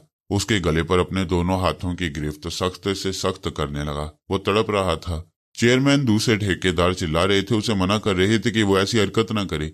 फिर मुसल्ला गार्ड्स रिवॉल्वर निकाल कर खड़े हो गए। उनमें से एक ने कहा, मिस्टर आयरन मैन, अपने बॉस को छोड़ दो वरना हम तुम्हें गोली मार देंगे। लेकिन आयरन मैन किसी की नहीं सुन रहा था, इसलिए कि उसके दिमाग पर मेरा कब्जा था। वो अपना काम किए जा रहा था। विंडसर के दीदे फैल रहे थे और सांस रुक रही थी। उसी वक्त एक मुसल्ला गार्ड ने रिवॉल्वर के दस्ते से आयरन मैन के सर पर जरब लगाई। उसके बावजूद आयरन मैन ने उसकी गर्दन नहीं छोड़ी, उसे दबाते ही चला गया। 2 मुसल्ला गार्ड्स आयरन मैन से लिपट गई और विंडसर को उसकी गिरफ्त से छुड़ाना चाहते थे, लेकिन बहुत देर हो चुकी थी। इतनी देर में विंडसर की गर्दन ढलक गई। वो हमेशा के लिए ठंडा पड़ चुका था। आयरन मैन ने उसे छोड़ दिया, फिर एक झटके से खुद को दोनों गार्ड्स की गिरफ्त से छुड़ाते हुए कहा, अभी मरजाना को गोली मारने की मुतल्लिक सोच रहा था, इसलिए मैंने उसे हलाक कर दिया। मैं कह चुका हूं कि मैं एक ऐसा जिन हूं जो मरजाना का आशिक है। उसे कोई भी नुकसान पहुंचाने के मुतल्लिक सोचेगा तो मैं उसे जिंदा नहीं छोड़ूंगा। उसकी मौत से अब तुम लोगों को मजीद सबक हासिल करना चाहिए। ये कहने के बाद वो कुर्सी पर बैठ गया। मैं उसके दिमाग से निकल आया। बारी बारी चेयरमैन और दूसरे ठेकेदारों के दिमाग में झांक कर देखने लगा। उनके चेहरों पर मुर्दनी छा गई थी, दिल डूब रहे थे, दिमाग बिल्कुल माऊफ होकर रह गए थे। उन्हें हर लम्हा अपनी मौत नजर आ रही थी। वो समझ गए थे कि अब इसी तरह एक एक करके सब खत्म हो जाएंगे। मरजाना और उसका आशिक जिन इन लोगों को जिंदा नहीं छोड़ेगा। मैं एक मुसल्ला गार्ड के दिमाग में पहुंच गया। उस गार्ड ने कहा, मिस्टर चेयरमैन, अब मैं इस गार्ड की जुबान से बोल रहा हूँ। मैं अब तुम लोगों को मुआफ कर सकता हूँ और तुम लोगों को जिंदा यहाँ से वापस जाने का मौका दे सकता हूँ, बशर्ते कि तुम उन तमाम लड़कियों को जल्द से जल्द उनके घरों तक पहुंचाने की कोशिश करो। तुम्हारे पास काफी दौलत है, तुम दूसरे ममालिक से किराए पर तैयारी मंगवा सकते हो। उन्हें यहाँ से पैगाम भेजो कि तुम लोग मौत के धाने पर खड़े हुए हो और तुम्हारी सलामती इसी में है कि लड़कियां जल्द से जल्द इस जजीरे से निकलकर अपने अपने मुल्कों में और अपने अपने घरों में पहुंच जाएं। उस मुसल्ला गार्ड के हाथ में रिवॉल्वर था और वो सब लोग उसे देखकर कांपते जा रहे थे। उन पर हर लम्हा ये खौफ तारी था कि किसी वक्त भी मुसल्ला गार्ड उन्हें गोली मार सकता है। मैंने उन्हें तसल्ली दी कि मेरे हुक्म के खिलाफ कोई काम करेगा तभी वो मरेंगे, वरना मैं उन्हें जिंदा छोड़ दूंगा। मैं अभी ट्रांसमीटर के जरिए राब्ता कायम करता हूँ और ज्यादा से ज्यादा तैयारी यहाँ मंगवाने की कोशिश करता हूँ। ये कहकर चेयरमैन वहां से उठ गया। उसके साथ ही दूसरे ठेकेदार भी उठकर जाने लगे। फिर वो सब दूसरे कमरे की तरफ गए जहां से वो ट्रांसमीटर के जरिए राब्ता कायम कर सकते थे। मैं दिमागी तौर पर अपनी जगह हाजिर हो गया।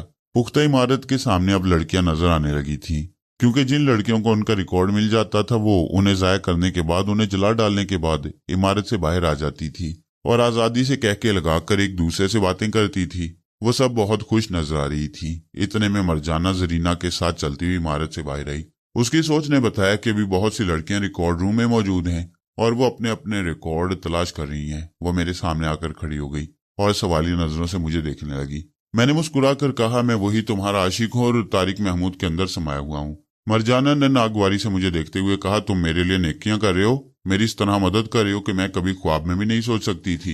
ये तुम्हारा बड़ा एहसान है, लेकिन तुम दुनिया वालों के सामने अपने आप को मेरा आशिक जाहिर करके मुझे क्यों बदनाम करना चाहते हो? इश्क करने वाले दुनिया से नहीं डरते, वो खुलकर अपने प्यार का इजहार करते हैं। मगर ये कैसा इश्क है जो यकतरफा है? तुमने मेरी पसंद नापसंद के मुतल्लिक मालूम करना जरूरी नहीं समझा और इश्क करने बैठ गई। ये तो सरासर ज्यादती है। हम बेहतरीन दोस्त बन सकते हैं मगर आशिक और माशूक नहीं बन सकते। मैंने मुस्कुरा कर कहा, उसकी फिक्र न करो, आहिस्ता आहिस्ता मैं तुम्हें अपना माशूक बना लूंगा। वो जरा सख्त लहजे में बोली, मुझे इस किस्म की गुफ्तगू जरा भी पसंद नहीं। कोई दूसरी बातें करो और मुझे बताओ कि चेयरमैन और वो सुराग रसां वगैरह क्या कर रही हैं। अभी वो लोग तमाम लड़कियों को उनके घरों तक पहुंचाने के इंतजामात में मसरूफ हैं। जब उनके इंतजामात मुकम्मल हो जाएंगे तो मैं तुम्हें बता दूंगा। आओ हम थोड़ी देर के लिए कहीं तन्हाई में चलें और जरूरी बातें करें। मरजाना ने जरीना का हाथ थामकर कहा, यह मेरी बहुत प्यारी सहेली है, मैं इसे छोड़कर नहीं जा सकती। हम तीनों ही कहीं चलकर बातें करेंगे। ऐसा नहीं हो सकता, मैं बिल्कुल तन्हाई चाहता हूँ। तुम उसे जबरदस्ती ले जाओगी तो मैं उसका दिमाग खराब कर दूंगा, फिर ये लड़की पागल हो जाएगी। जरीना सहमकर मरजाना के पीछे चली गई और कहने लगी, नहीं नहीं, मैं आप लोगों के साथ नहीं जाऊंगी। मरजाना, मैं वहां होटल में तुम्हारा इंतजार करूंगी, तुम वहीं आ जाना। मरजाना ने कहा, तुम मेरी सहेली को दहशतज़दा कर रहे हो और ये अच्छी बात नहीं। जरीना ने कहा, नहीं मरजाना, ये ठीक कह रहे हैं। कम से कम तुम दोनों के दरमियान यहाँ के मसाइल के मुताबिक जरूरी बातें होनी चाहिए, इसलिए तुम बातें करो, मैं जा रही हूँ, फिर जल्द ही मुझसे आकर तुम मिल सकती हो। ये कहकर वो वहां से जाने लगी। मरजाना ने उसे जाते हुए देखा, फिर पलटकर मेरी तरफ देखते हुए बोली, ये मेरी बहुत प्यारी सहेली है, मैं उसे अभी तन्हा नहीं छोड़ना चाहती थी, लेकिन तुमने मजबूर कर दिया। और एक बात याद रखो कि मैं उन लड़कियों में से हूँ जो मजबूर होना नहीं जानती। चूंकि तुमने बहुत ही बुरे वक्त में मेरी मदद की है, इसलिए मैं तुम्हारी बात रखने के लिए तुम्हारे साथ कहीं तन्हाई में चल रही हूँ। आओ। वो आगे बढ़ने लगी। मैंने उसके साथ चलते हुए कहा, जब तक किसी के दिल में झांक कर न देखो उस वक्त तक उसकी अच्छाई और बुराई का पता नहीं चलता। इस वक्त मैं तारिक महमूद के अंदर समाया हुआ हूँ तो मुझे पता चल रहा है कि ये बहुत अच्छा आदमी है और इसने कभी कोई बगैरती नहीं की। मरजाना ने चलते चलते मुझे घूर कर देखा, फिर बोली, मैं तारिक महमूद को कल से देख रही हूँ, वो दलालों के साथ आया है और यहाँ दलाल की हैसियत से रह रहा था। मैंने कहा, इसके लिए दलाल का लफ्ज इस्तेमाल मत करो, मैं तुमसे सच कह रहा हूँ। जब मैं किसी के अंदर समा सकता हूँ, किसी के दिमाग तक पहुंच सकता हूँ, तो क्या तुम मेरी बात पर भरोसा नहीं करोगी कि मेरी रिपोर्ट बिल्कुल दुरुस्त होगी और मैं किसी के मुतालिक भी कोई गलत रिपोर्ट दे ही नहीं सकता। वो संजीदगी से सोचने लगी। उसकी सोच कह रही थी, जब ये जिन तारिक महमूद के अंदर समाया हुआ है तो यकीनन इसकी असलियत को समझता होगा। ये सोचकर उसने मुझसे पूछा, अगर ये बात है तो मुझे बताओ कि ये तारिक महमूद कौन है और यहाँ नासिर पाशा के साथ क्यों आया है। मैं उसे बताने लगा कि तारिक महमूद शहनाज का शौहर है और शहनाज के साथ एक बार वो बैंकॉक गया था। शहनाज ने उसे जिंदगी और मौत के दरमियान छोड़ दिया था और एक जापानी डॉक्टर के हीरे चुरा कर ले आई। बाद में तारिक महमूद मौत के मुंह से वापस आ गया। फिर वो वापस कराची शहनाज के पास आया और उसके ना चाहने के बावजूद उसके साथ रहने लगा। इसी दौरान उसे पता चला कि शहनाज भोली भाली लड़कियों को खुशबू का गुस्ल कराने के बहाने मलिक नवाज के पार्लर में भेजती है और वहां से लड़कियों का कोई बहुत बड़ा कारोबार होता है। इस वक्त से तारिक महमूद उनके पीछे पड़ गया और फिर मालूमात हासिल करते करते नासिर पाशा तक पहुंच गया।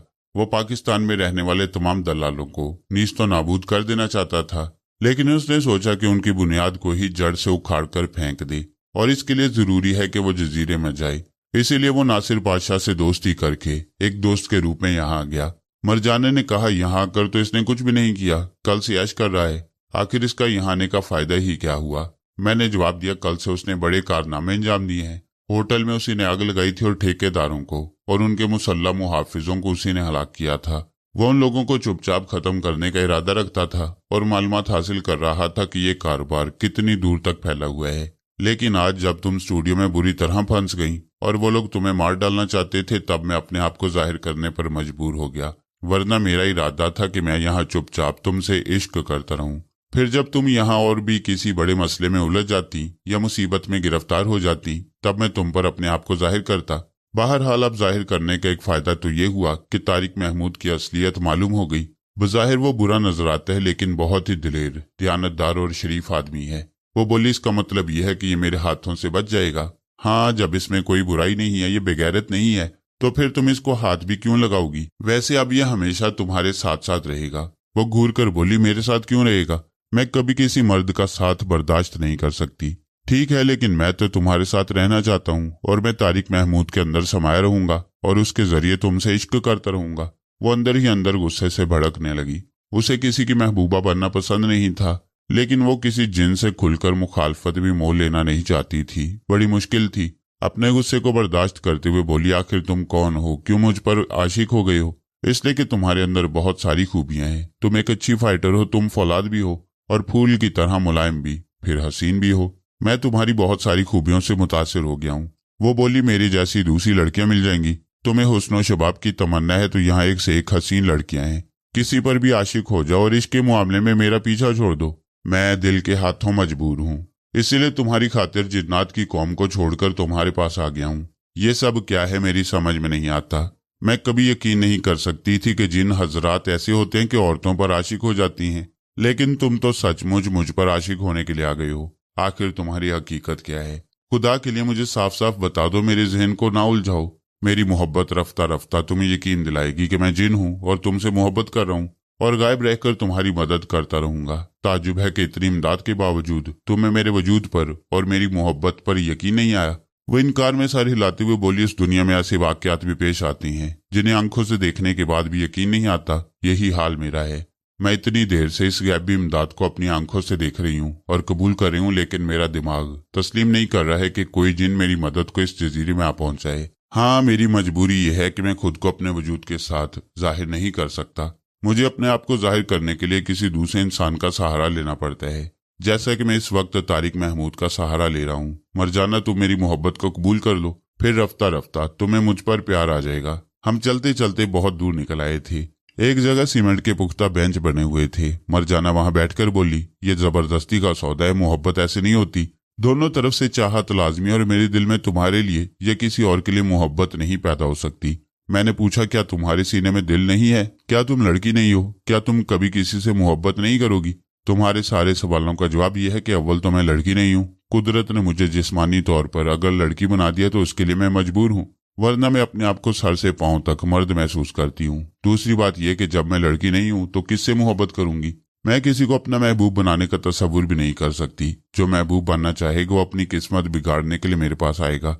फिर तुमने पूछा कि मेरे सीने में दिल है या नहीं। हाँ, मेरे सीने में फौलाद का दिल है और मैं फौलादी दिमाग से सोचती हूँ और मोहब्बत के मुतालिक सुना है कि वो फूल की तरह मुलायम होती है। इसका मतलब यह है कि तुम मेरी मोहब्बत से इनकार करती हो। मैं तुमसे दोस्ती कर सकती हूँ। मेरे दिमाग के किसी भी खाने से मोहब्बत का गुजर नहीं होता। एक बार तुम ये कह दो कि तुम मेरी मोहब्बत को ठुकरा रही हो, मेरे इश्क की तौहीन कर रही हो, मैं तुम्हारा साथ छोड़कर चला जाऊंगा। फिर यहाँ जो कुछ भी होता है तुम मुझसे खुद ही निमट लेना। मैं कह चुकी हूँ कि इश्क मोहब्बत मेरे मिजाज के खिलाफ है। हम बहुत अच्छे दोस्त बनकर रहेंगे। मैं तुम्हें नाराज नहीं करना चाहती। मेरी बातों को समझने की कोशिश करो। मैंने अच्छी तरह समझ लिया है तुम बहुत जिद्दी और मुझसे मोहब्बत करने में अपनी तौहीन महसूस कर रही हो, लेकिन इसका इजहार जुबान से नहीं कर रही हो। मैं महसूस कर रहा हूँ कि मेरे इश्क के इजहार से तुम बेजार हो जाती हो। अच्छी बात है, अभी मैं जा रहा हूँ। मेरी वापसी तक अच्छी तरह गौर कर लेना। ये कहकर चंद लम्हों के बाद ही मैं खड़े खड़े अचानक डगमगा गया। मरजाना ने मुझे सवालिया नजरों से देखा। मैंने शदीद हैरानी का इजहार करते हुए पूछा, ये क्या, मैं यहाँ कैसे आ गया? मैं तो फिल्म स्टूडियो के दरवाजे पर था। मरजाना ने मुझे गौर से देखते हुए कहा, तुम्हारे अंदर वो जिन समाया हुआ था, क्या तुम उसे महसूस नहीं कर रहे थे? मैंने इनकार में सर हिलाते हुए कहा, मुझे कुछ पता नहीं कि मैं इतनी देर से कहाँ था और क्या कर रहा था। मुझे कुछ महसूस नहीं हुआ। ऐसा लगता है कि मेरी जिंदगी के कुछ लम्हात चुरा लिए गए हैं या ऐसे गुजर गए हैं जिनका मुझे इल्म नहीं है। तो इसका मतलब यह है कि वो जिन यहाँ से जा चुका है। मैं नहीं जानता कि वो जा चुका है या यहाँ मौजूद है, मगर मैं हैरान हूँ कि ये क्या तमाशा है। सच बात तो यह है कि मैं भी हैरान हो रही हूँ। मेरी समझ में नहीं आता कि मैं इस जिन के वजूद पर कैसे यकीन करूँ और कैसे इसके इश्क से पीछा छुड़ाऊं। मैं इससे दुश्मनी मोल लेना नहीं चाहती।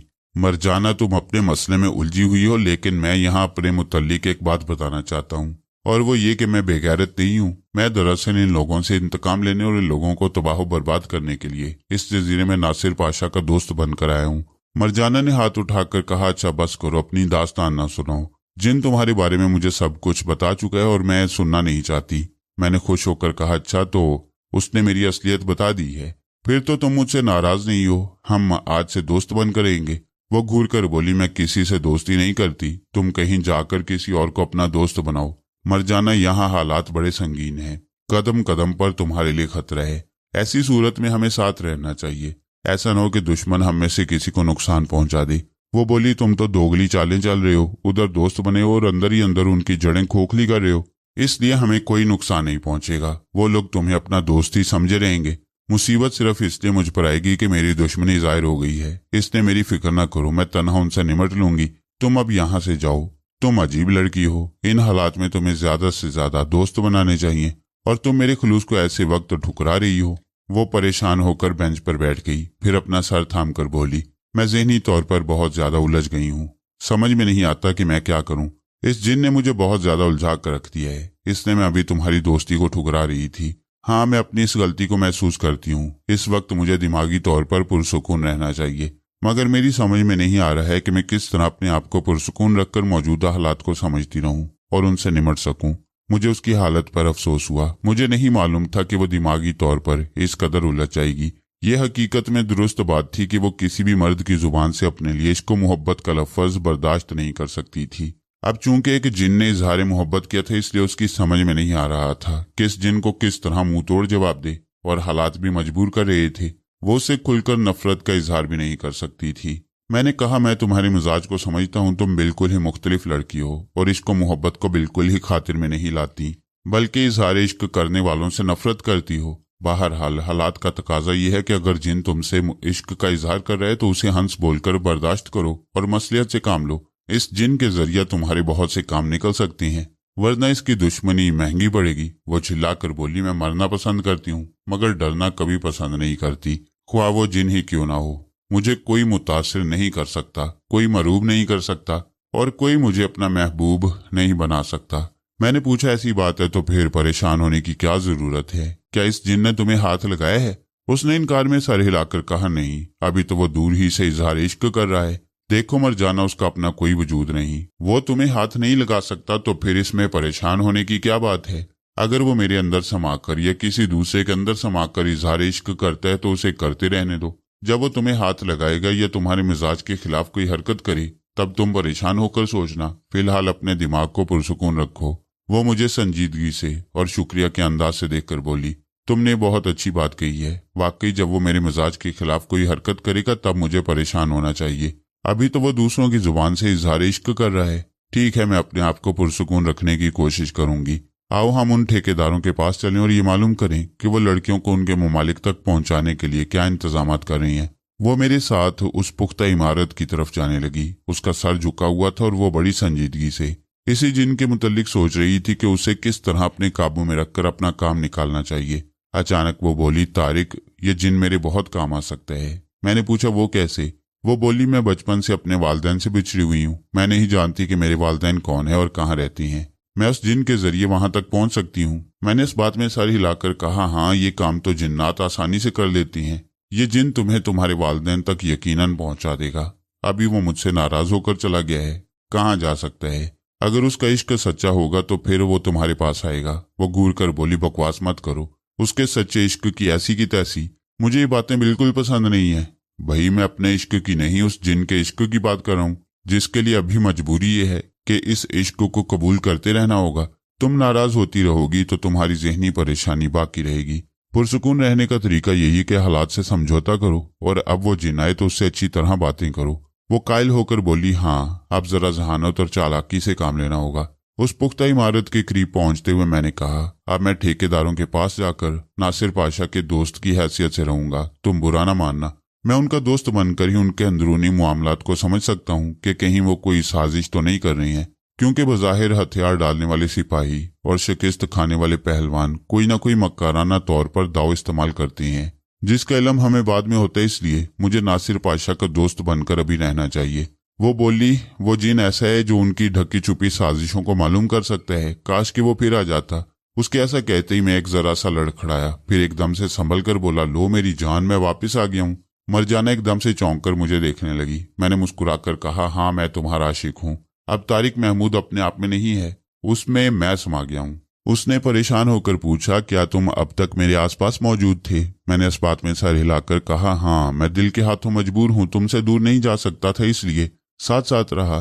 तुम्हारी जुबान से ये सुनकर बहुत अफसोस हुआ कि तुम जहानत और चालाकी से मेरे साथ दोस्ती कायम रखोगी, लेकिन मेरी मोहब्बत का जवाब मोहब्बत से नहीं दोगी। पहले तो वो झींप गई, फिर कहने लगी, देखो मेरे मजाज को समझो, मैं बिल्कुल ही मुख्तलिफ मजाज की लड़की हूँ। मैं कभी इसको मोहब्बत के चक्कर में नहीं पड़ सकती। अगर तुम मेरे साथ बराबर रहोगे तो तुम्हें रफ्ता रफ्ता मालूम हो जाएगा कि मैं कैसी लड़की हूँ। अगर इसके बाद भी तुम ये समझो कि तुम मुझे मोहब्बत की तरफ माइल कर सकते हो या मेरे दिल को पिघला सकते हो, तो तुम ऐसा कर लेना, मुझे एतराज नहीं होगा। जब दिलो दिमाग तुम्हारी तरफ झुकेगा तो बेशक मैं भी तुम्हारी तरफ झुक जाऊंगी, लेकिन अभी तो हमारे दरमियान सिर्फ दोस्ती होगी, क्यों, ठीक है ना? मैंने उसके मजाज को मद्देनजर रखते हुए कहा, चलो ठीक है, मैं बहुत जल्द तुम्हारे दिल को जीत रहने की कोशिश करूंगा। आओ अब हम उन ठेकेदारों की तरफ चलें। ये कहकर हम उस इमारत में दाखिल हुए और उस कमरे में पहुंचे जहां चेयरमैन दूसरे ठेकेदारों के साथ परेशान हाल बैठा हुआ था। हमें देखते ही वो सब उठकर खड़े हो गए। वहां नासिर पाशा भी मौजूद था। मैंने कहा, मैं इस वक्त तारिक महमूद नहीं हूं बल्कि मरजाना का मददगार जिन हूं, और तुम लोगों से सवालात करता हूं कि लड़कियों को वापस भेजने के क्या इंतजामात हो चुके हैं। चेयरमैन ने कहा, हमने ट्रांसमीटर के जरिए राब्ता कायम किया और तैयारी यहाँ मंगवाई गई हैं। हमें यकीन दिलाया गया है कि शाम तक या के बाद दीगरे 4 तैयारी यहाँ आएंगे और लड़कियों को ले जाएंगे। हम यहाँ बैठकर उन लड़कियों की फहरिस्त तैयार कर रहे हैं जिन्हें पहली 4 फ्लाइटों में यहाँ से जाना है। नासिर पाशा ने कहा, आज शाम से लेकर कल शाम तक तमाम लड़कियां अपने अपने मुल्क में पहुंच जाएंगी। हम मरजाना से दरख्वास्त करते हैं कि वो आज ही लॉन्च के जरिए पाकिस्तान की तमाम लड़कियों को लेकर यहाँ से रुखसत हो जाए। हम वादा करते हैं कि उसके जाने के बाद भी लड़कियां यहाँ से जाती रहेंगी। मरजाना ने कहा, मैं सिर्फ लड़कियों को यहाँ से नहीं ले जाऊंगी बल्कि तुम्हें और तारिक महमूद को भी साथ ले जाऊंगी। ये ना समझना कि मैंने तुम्हारा पीछा छोड़ दिया है। तुम तो मेरे मुल्क के बेगैरत दलाल हो, मैं तुम्हें कभी मुआफ नहीं करूंगी। नासिर पाशा ने गिड़गिड़ा कर कहा, खुदा के लिए मुझे मुआफ कर दो, आइंदा के लिए मैं कभी पाकिस्तान का रुख नहीं करूंगा, इस जजीरे से किसी दूसरे मुल्क में चला जाऊंगा। वो गुस्से से बोली, बकवास मत करो, मेरी बात अच्छी तरह याद रखो। एक तो मैं सबसे आखिर में यहाँ से जाऊंगी जब तमाम लड़कियां यहाँ से जा चुकी होंगी। दूसरी बात यह कि मैं तुम्हें अपने साथ ले जाऊंगी और तुम्हारा वो हशर करूंगी कि तुम मरते मरते जिंदगी की भीख मांगते रहोगे और तुम्हें ये भीख नहीं मिलेगी। नासिर पाशा ने मेरी तरफ बढ़ते हुए कहा, तारिक तुम ही किसी तरह मरजाना को समझाओ। मैंने एक उल्टा हाथ उसके मुंह पर रसीद करते हुए कहा, जलील कमीने, इस वक्त मैं तारिक नहीं हूँ, मरजाना का आशिक जिन हूँ। वो अपने जबड़े को सहलाते हुए पीछे हटकर बोला, मरजाना मेरे पास बहुत दौलत है, यहाँ जजीरे के बैंक में तकरीबन 25 लाख डॉलर हैं।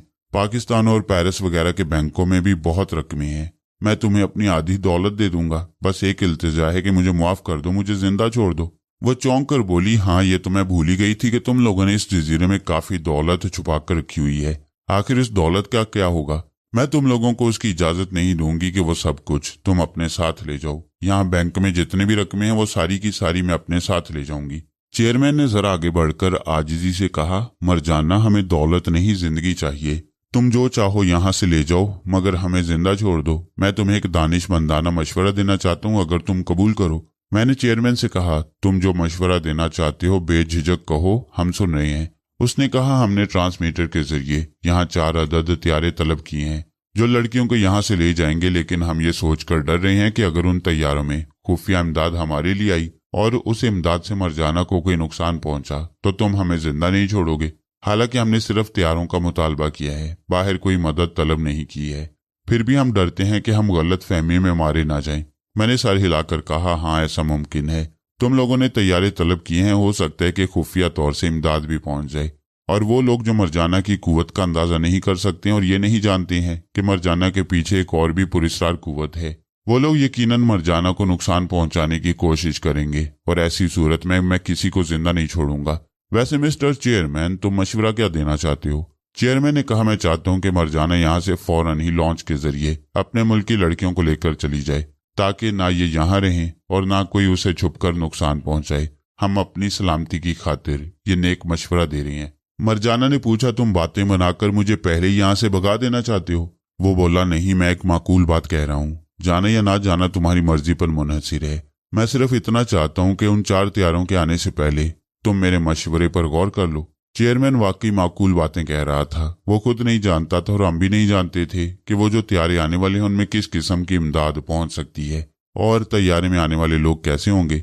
अगर उनमें से किसी ने कहीं से छुपकर मरजाना को या मुझको गोली मार दी तो सारा किया धरा मिट्टी में मिल जाएगा। मैं मरजाना की सोच के जरिए उसे समझाने लगा कि वो चेयरमैन के मशवरे पर संजीदगी से गौर करे और उस खतरे को समझे जो किसी वक्त भी पेश आ सकता है। मैं थोड़ी देर तक सोच के जरिए उसे समझाता रहा और वो संजीदगी से सोचती रही। चेयरमैन और दूसरे ठेकेदार उसे गौर से देखते रहे।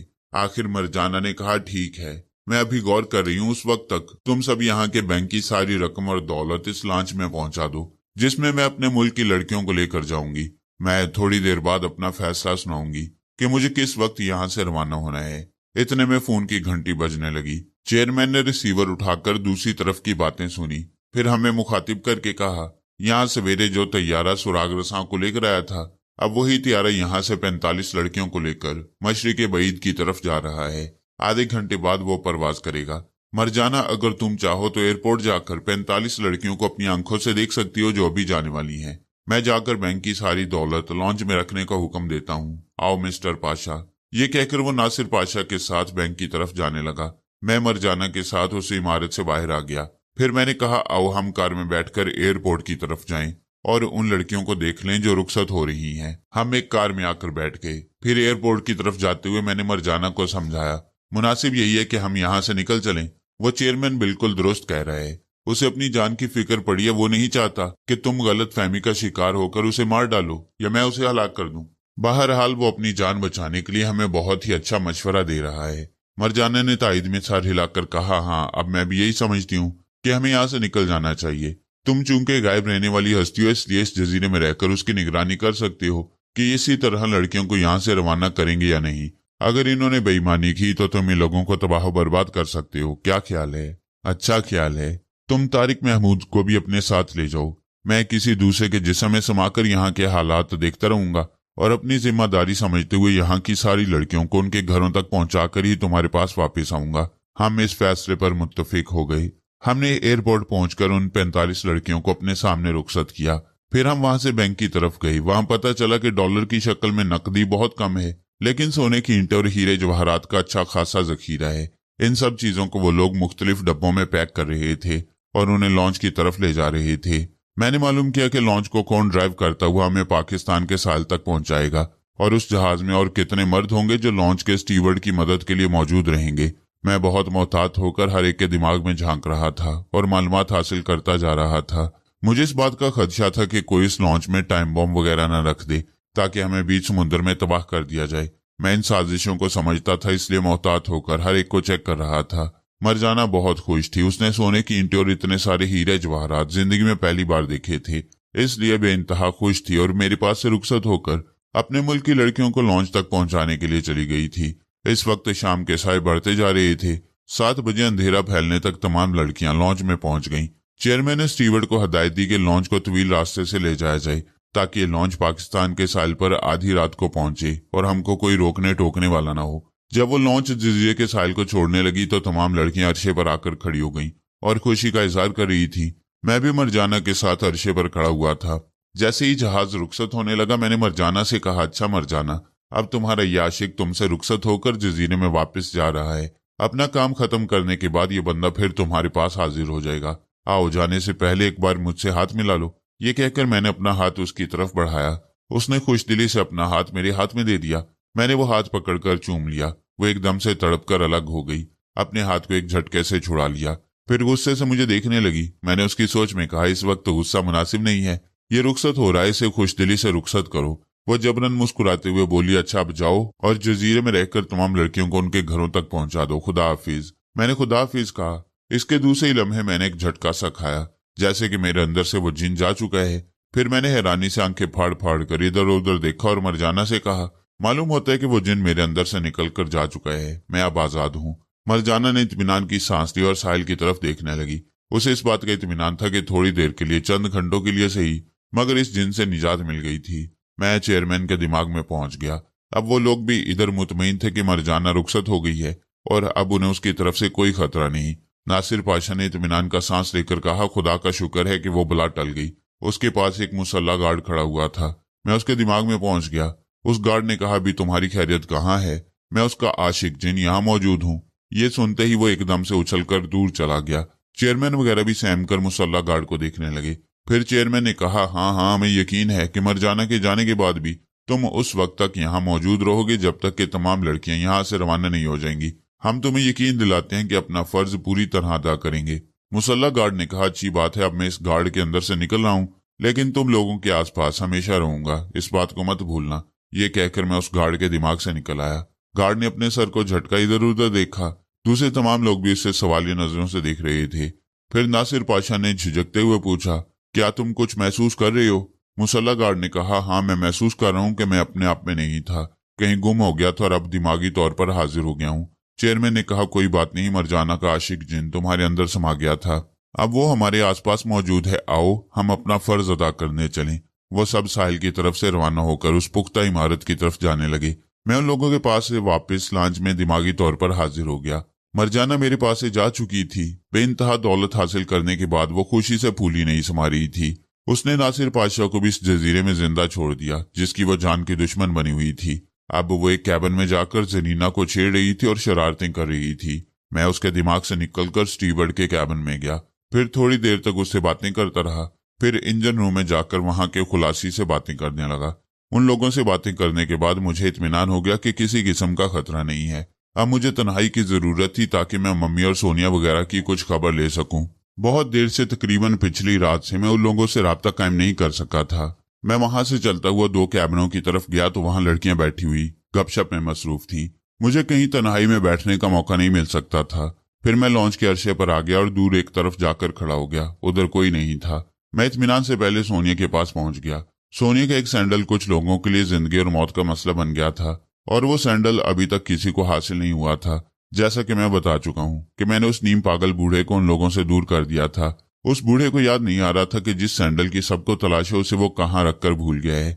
सोनिया पिछली रात से अब तक मेरा इंतजार कर रही थी कि मैं उसे उस नीम पागल बूढ़े का पता बताऊंगा तो वो वहां जाकर उसकी याददाश्त को कुरीद देगी और मालूम करेगी, कोशिश करेगी कि वो सैंडल कहाँ रखा हुआ है। लेकिन कल से मुझे एक जरा फुर्सत नहीं मिली थी कि मैं सोनिया के पास पहुंच सकता। अब फुर्सत मिली तो देखा कि सोनिया मेरे इंतजार से तंग आ गई थी और मुझे बुरा भला कहकर खुद ही इक़दामात के लिए तैयार हो गई थी।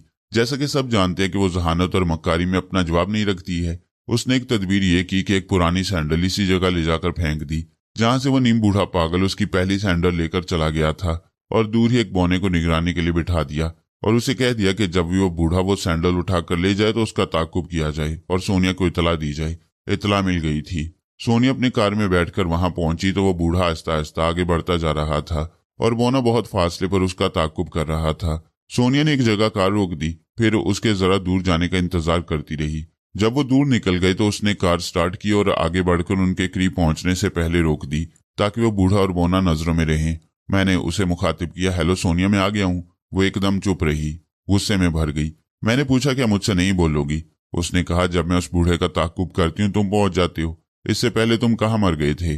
मैं इंतजार करते करते परेशान हो गई। अब खुद ही मैंने यह तरकीब की है, अब वो मुझे दोबारा मिल गया है। देखो फरहाद, अगर इस बार तुम उसे मुझसे छीन कर ले गए तो अच्छा नहीं होगा। तुम आखिर मेरे पीछे क्यों पड़ गए हो? मैं ऐसे कौन से अल्फाज इस्तेमाल करूं, किस तरह तुम्हारी मिन्नत करूं कि तुम मेरा पीछा छोड़ दो? मैं तुम्हारा पीछा नहीं छोड़ सकता। हाँ, तुम बड़ी ज़हीन और चालाक बनती हो, तुम्हें मुझसे पीछा छुड़ाने की कोई तरकीब सोच लो। उसने सर हिलाकर कहा, हाँ, मैंने एक तरकीब सोची है और तुम देखोगे कि तुम बहुत जल्द मुझसे दूर हो जाओगे। जरा मैं भी तो सुनो कि तुम्हारे दिमाग में क्या है। वो बोली, मैंने फैसला किया है कि मैं बहुत जल्द शादी कर लूंगी। जब मैं किसी की हो जाऊंगी तो उस वक्त तुम्हारा ये झूठा इश्क हमेशा के लिए खत्म हो जाएगा। वाकई उसने बहुत अच्छी तदबीर सोची थी। मैंने कहा, नहीं सोनिया, तुम सब कुछ कर सकती हो मगर मुझे छोड़कर किसी दूसरे से शादी नहीं कर सकती। फरहाद, तुम देखते रहो। बहुत जल्दी मैं तुम्हारी ये खुशफहमी खत्म कर दूंगी। हमारी गुफ्तगू का सिलसिला टूट गया क्योंकि बौना दौड़ता हुआ सोनिया की तरफ आ रहा था। उसने कहा, मादाम वो देखो, उस पागल बूढ़े को कोई अपनी कार में बिठा कर ले जा रहा है, आप फौरन उसका ताकुब करें। सोनिया ने विंड स्क्रीन के पार देखा। दूर वो नीम पागल बूढ़ा एक कार में बैठ चुका था। सोनिया ने फौरन ही कार स्टार्ट की। इतने में वो बौना उसकी कार में आकर बैठ गया। फिर वो कार तेजी से दौड़ती हुई आगे जाने वाली गाड़ी का ताकुब करने लगी। दोनों गाड़ियां आगे पीछे दौड़ती जा रही थी। सोनिया का ख्याल था कि मैरिया के दुश्मन उस वसीयतनामे का आधा हिस्सा हासिल करने के लिए उस बूढ़े को अपने साथ कार में बिठाकर ले जा रहे हैं ताकि उसे उस सैंडल का पता मालूम कर सकें। सोनिया के ये ख्याल दुरुस्त मालूम हो रहा था क्योंकि उस नीम पागल बूढ़े से और किसी को दिलचस्पी नहीं हो सकती थी। 10 मिनट की ड्राइविंग के बाद आगे वाली गाड़ी एक बंगले के अहाते में जाकर रुक गई। सोनिया उस बंगले से दूर ही कार रोककर बाहर आई और उन्हें देखने लगी। बंगले के पास कार से एक शख्स उतरकर बूढ़े को पिछली सीट से उतार रहा था, फिर उसका हाथ पकड़कर बंगले के अंदर ले जा रहा था। सोनिया की तरफ बढ़ते हुए कोठी के दाएं जानिब आई, फिर छोटी सी हदबंदी को फलांगकर उस बंगले की तरफ बढ़ने लगी। उसका ख्याल था कि वहां कोई कुत्ता पाला गया होगा या मुलाजिम वगैरह उसे देख लेंगे, लेकिन जैसे जैसे वो करीब पहुंचती गई वैसे वैसे पता चला कि वहां वीरानी है। कोई मुलाजिम नजर नहीं आ रहा और कोई जानवर भी नहीं। वो बंगले के दरवाजे पर पहुंच गई जिसके अंदर वो दोनों जा चुके थे।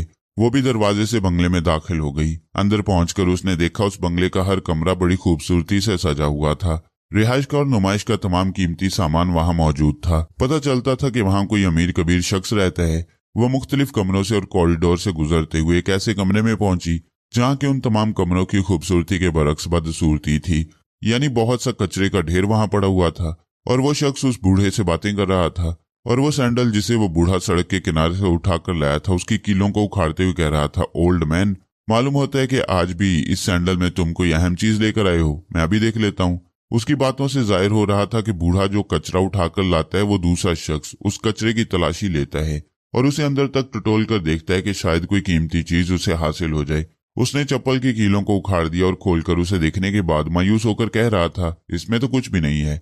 आज तुम पता नहीं किसकी सैंडल उठाकर ले आए हो। ठीक है, अब उसे ले जाकर कचरा घर में फेंक देना। उसी वक्त सोनिया उस कचरे वाले कमरे में दाखिल हुई। उसकी आहट सुनते ही उस शख्स ने चौंक कर देखा। सोनिया ने गहरी संजीदगी से कहा, अच्छा तो ये बूढ़ा जो कुछ उठाकर लाता है तुम उसकी तलाशी लेते हो। ये आज से 2-3 दिन पहले मेरी एक सैंडल उठाकर ले आया था। उसमें एक वसीयतनामे का आधा हिस्सा छुपा हुआ था। मैंने उसे दुश्मनों से छुपा कर रखा था। वो सैंडल यकीनन तुम्हारे हाथ लग गया है, इसलिए आज भी सैंडल की कीलें उखाड़कर तुम कुछ और तलाश कर रहे थे। हाँ, यही बात है, उस शख्स ने कहा। अब से पहले मुझे एक सैंडल में एक वसीयतनामा मिला है, उसमें मैरिया का नाम लिखा हुआ है। क्या तुम्हारा नाम मैरिया है? सोनिया ने इनकार में सर हिलाकर कहा, नहीं, मेरा नाम सोनिया है। मैरिया एक अस्पताल में जेर इलाज है। मैं उसके लिए उसके वसीयतनामे को तलाश करती फिर रही हूँ। लाओ वो मुझे दे दो। उसने कहा, आओ हम ड्राइंग रूम में चलकर बातें करते हैं, ये मेरा कारोबार है। अगर वो चीज तुम्हारी और तुम उसे लेना चाहती हो तो मैं इनकार नहीं करूंगा, लेकिन उसकी कीमत अदा करना होगी। वो दोनों ड्राइंग रूम की तरफ जा रहे थे। सोनिया ने पूछा, तुम उसकी कीमत क्यों लोगे जबकि वो चीज मेरी है या मैरिया की है और मैरिया उसकी हकदार है? मैं अपनी मेहनत की कीमत वसूल करता हूँ, मेरा यही धंधा है। मैं इस बूढ़े को अपना आल्याकार बनाकर रखता हूँ। ये जो चीजें इधर उधर से उठा कर लाता है पहले मैं उसे देखता हूँ, उसकी तलाशी लेता हूँ। अगर उस कचरे में से मुझे कुछ हासिल हो जाता है तो मैं उसे रख लेता हूँ, वरना इस बूढ़े को वापस कर देता हूँ। वो बूढ़ा उसे ले जाकर किसी कचरा घर में डाल देता है। सोनिया ने हैरानी से अपने आसपास देखते हुए कहा, इतना शानदार बंगला, इतना कीमती सामान, ताजुब है कि ये सब कुछ तुमने कचरे से कैसे हासिल किया? वो मुस्कुराकर एक सोफे पर बैठते हुए बोला, 15 बरस पहले मैं बहुत गरीब था। मैं सोचता था कि कैसे दौलतमंद बन जाऊं। फिर सोचते सोचते मेरे दिमाग में ये बात आई कि इंसान मिट्टी और रेत बेचकर भी दौलतमंद बन जाता है। तो मैं कचरे घर से कचरा समेट कर दौलत क्यों नहीं हासिल कर सकता? फिर मैंने कचरे घर में बैठकर उन्हें कुरीदना शुरू किया, चीजों को टटोलना शुरू किया। पहले मैं पुराने डिब्बे और बोतलें जमा करके बेचता था। उन्हीं दिनों इस बूढ़े से मुलाकात हुई। इस बेचारी की बेटी को पता नहीं किसने कत्ल कर दिया है या कोई अगवा करके ले गया है। ये उसकी तलाश में मारा मारा फिरता है और पागल हो गया था। ये इधर उधर से चीजें उठाकर लाता था और कचरा घर में फेंक देता था। एक दिन ये एक परस उठाकर लाया और कचरा घर में फेंकने लगा। मैंने उसके हाथ से लेकर देखा तो इसमें हीरों से जुड़ा हुआ सोने का एक हार था जो बहुत कीमती था। उसने एक सिगरेट सुलगाते हुए कहा, फिर एक बार कचरा घर में मुझे एक नौजायदा बच्चा मिला। मैंने उसके वालिदैन की तलाश शुरू कर दी। पता चला वो एक बहुत बड़े खानदान का चश्मो चिराग है। चूंकि शादी से पहले वो बच्चा पैदा हो गया था, इसलिए बदनामी के डर से वो बच्चा कचरा घर में फेंक दिया गया। मैंने इस बच्चे के जरिए उन्हें ब्लैकमेल किया और उनसे लाखों डॉलर वसूल किए। सोनिया ने पूछा, तुम मुझसे क्या तवक्को रखते हो? उसने जवाब दिया, चूंकि मैरिया का वो वसीयतनामा करोड़ों डॉलर की मालियत से ताल्लुक रखता है, इसलिए मैं $50,000 का मुतालबा करता हूँ। ये बहुत है। वो गरीब और बीमार लड़की इतनी बड़ी रकम अदा नहीं कर सकेगी। कोई बात नहीं, वो मुझे प्रो नोट लिख कर दे दे कि उसने मुझसे $50,000 कर्ज लिए हैं और जैसे उसे जायदाद मिलेगी वो मेरी रकम अदा कर देगी। मैं इस प्रो नोट पर वो वसीयतनामा दे दूंगा। सोनिया ने टेलीफोन का रिसीवर उठाकर अस्पताल के नंबर डायल किए और उस बौने डॉक्टर से राब्ता कायम किया जो मैरिया पर आशिक था और उससे शादी करने वाला था। बौने डॉक्टर ने तमाम बातें सुनने के बाद कहा कि प्रो नोट की जरूरत नहीं है। वो अपने किसी बौने के हाथ $50,000 नकद भेज रहा है। वो वसीयतनामा फौरन ही अपने कब्जे में ले लेना चाहिए। सोनिया ने रिसीवर रखकर उस शख्स से कहा, तुम्हारे लिए $50,000 नकद आ रही हैं, तुम वो वसीयतनामा निकाल कर ले आओ। वो वहां से उठकर दूसरे कमरे की तरफ जाने लगा। मैं उस शख्स के दिमाग को कुरीदने लगा। आहिस्ता आहिस्ता पता चला कि वो बहुत ही कारोबारी किस्म का आदमी है। उसने सोनिया को और बहुत सी चीजें नहीं बताई कि उसने कचरा घर से और क्या कुछ हासिल किया है, क्योंकि वो राज की बातें थीं। उसकी दौलतमंदी का एक राज ये भी था कि एक बार उसने इस पागल बूढ़े के लिबास की तलाशी ली तो इसमें एक ऐसा कागज निकला जिसमें खुफिया पैगाम दर्ज था। इससे पता चला कि किसी मुल्क का जासूस अपने किसी दूसरे जासूस को कोई बहुत अहम पैगाम दे रहा है। वो कागज हाथ लगते उसे कब्जे में रखकर इंतजार किया कि जिन लोगों ने पैगाम भेजा है और उस कागज को कचरा घर में रखा है वो जरूर वहां उसे तलाश करने आएंगे। थोड़ी देर बाद वो कचरा घर में पहुंचा तो किसी शख्स को कुछ परेशान सा पाया। फिर उसने पूछा कि वो क्यों परेशान है और क्या तलाश कर रहे हैं। उस शख्स ने अपनी असल बात नहीं बताई कि उसे किस चीज की तलाश है। तब उस कचरा घर के कारोबारी ने उसे बताया कि उसके पास एक ऐसा खुफिया पैगाम है जो किसी दूसरे जासूस के लिए है। ये सुनते ही वो चौंक गया और उसे उस कागज का मुतालबा करने लगा। उस दिन के बाद से उस कचरा घर के कारोबारी का ताल्लुक जासूसों से भी हो गया और वो उनके दरमियान एक अहम कड़ी बनकर पैगामात को इधर उधर पहुंचाने लगा, जिसका उसे बहुत ज्यादा मुआवजा मिलता था। कचरा घर ऐसी जगह है कि जिसकी दोनों तरफ लोग देखना भी पसंद नहीं करते और नफरत से नाक पर हाथ रखकर गुजर जाते हैं। कोई सोच भी नहीं सकता कि ऐसे ही कचरा घरों से कितने जबरदस्त किस्म के कारोबार होते हैं, कैसी कैसी साजिशें होती हैं और कैसे कैसे राज एक जगह से दूसरी जगह पहुंचाए जाते हैं। वो कचरा घर का कारोबारी दूसरे मुल्क में आकर टेलीफोन के नंबर डायल कर रहा था। किसी से राब्ता कायम होने के बाद उसने कहा, मैं एक अहम कागज का सौदा एक औरत से तय कर रहा हूँ। उसका कोई आदमी अभी $50,000 लेकर यहाँ आने वाला है। मैं चाहता हूँ कि मेरे साथ कोई धांधली ना हो। अगर कोई फ्रॉड हुआ और मुझसे वो कागज जबरदस्ती छीन कर ले जाने की कोशिश की गई तो तुम लोग उन्हें रोकना और उनसे वो कागज छीन लेना। फौरन मेरे बंगले के पास पहुंचो और उस औरत को भी देख लो जो अभी मेरे पास बैठी हुई है। मैंने सोनिया के दिमाग में पहुंचकर कहा, देखो वो शख्स अपने आदमियों को तुम्हारी निगरानी के लिए बुला रहा है। तुम कोई फ्रॉड करोगी तो वो लोग तुम्हें यहाँ से निकलने नहीं देंगे। सोनिया की सोच ने कहा, मुझे जो करना है कर गुजरूंगी। $50,000 कोई मामूली रकम नहीं है कि मैं उसे देकर चली जाऊं। मैं उसे वसीयतनामा लेने के बाद वो $50,000 भी यहाँ से वापस ले जाऊंगी। मैंने कहा, अच्छी बात है, तो मैं इस कचरा घर के कारोबारी आदमी को दिमागी तौर पर ट्रैप करता हूँ। वह तुम्हें कोई नुकसान नहीं पहुंचा सकेगा। सोनिया ने कहा, तुम्हारा शुक्रिया, लेकिन मैं पहले भी कह चुकी हूँ कि मुझे तुम्हारी मदद की जरूरत नहीं। तुम ख्वामखा मेरे मामलात में टांग ना अड़ाओ। अगर तुम देखना चाहते हो तो खामोशी से देखते रहो कि मैं यहाँ से किस तरह उस रकम के साथ वो वसीयतनामा भी लेकर जाऊंगी। मेरा नाम सोनिया और मैं किसी की मोहताज नहीं रहती। तुम जिद्दी भी हो और मगरूर भी। अगर मैं तुम पर लानत भेजकर चला गया तो फिर कभी पलटकर तुम्हें नहीं देखूंगा। वो दिन मेरे लिए बड़ा मुबारक होगा जिस दिन तुम मुझ पर लानत भेजकर चले जाओगे। अच्छी बात है, तो मैं आज यहाँ से जा रहा हूँ और तुम इस मुबारक दिन की खुशियां मनाओ। ये कहकर मैं चुप हो गया।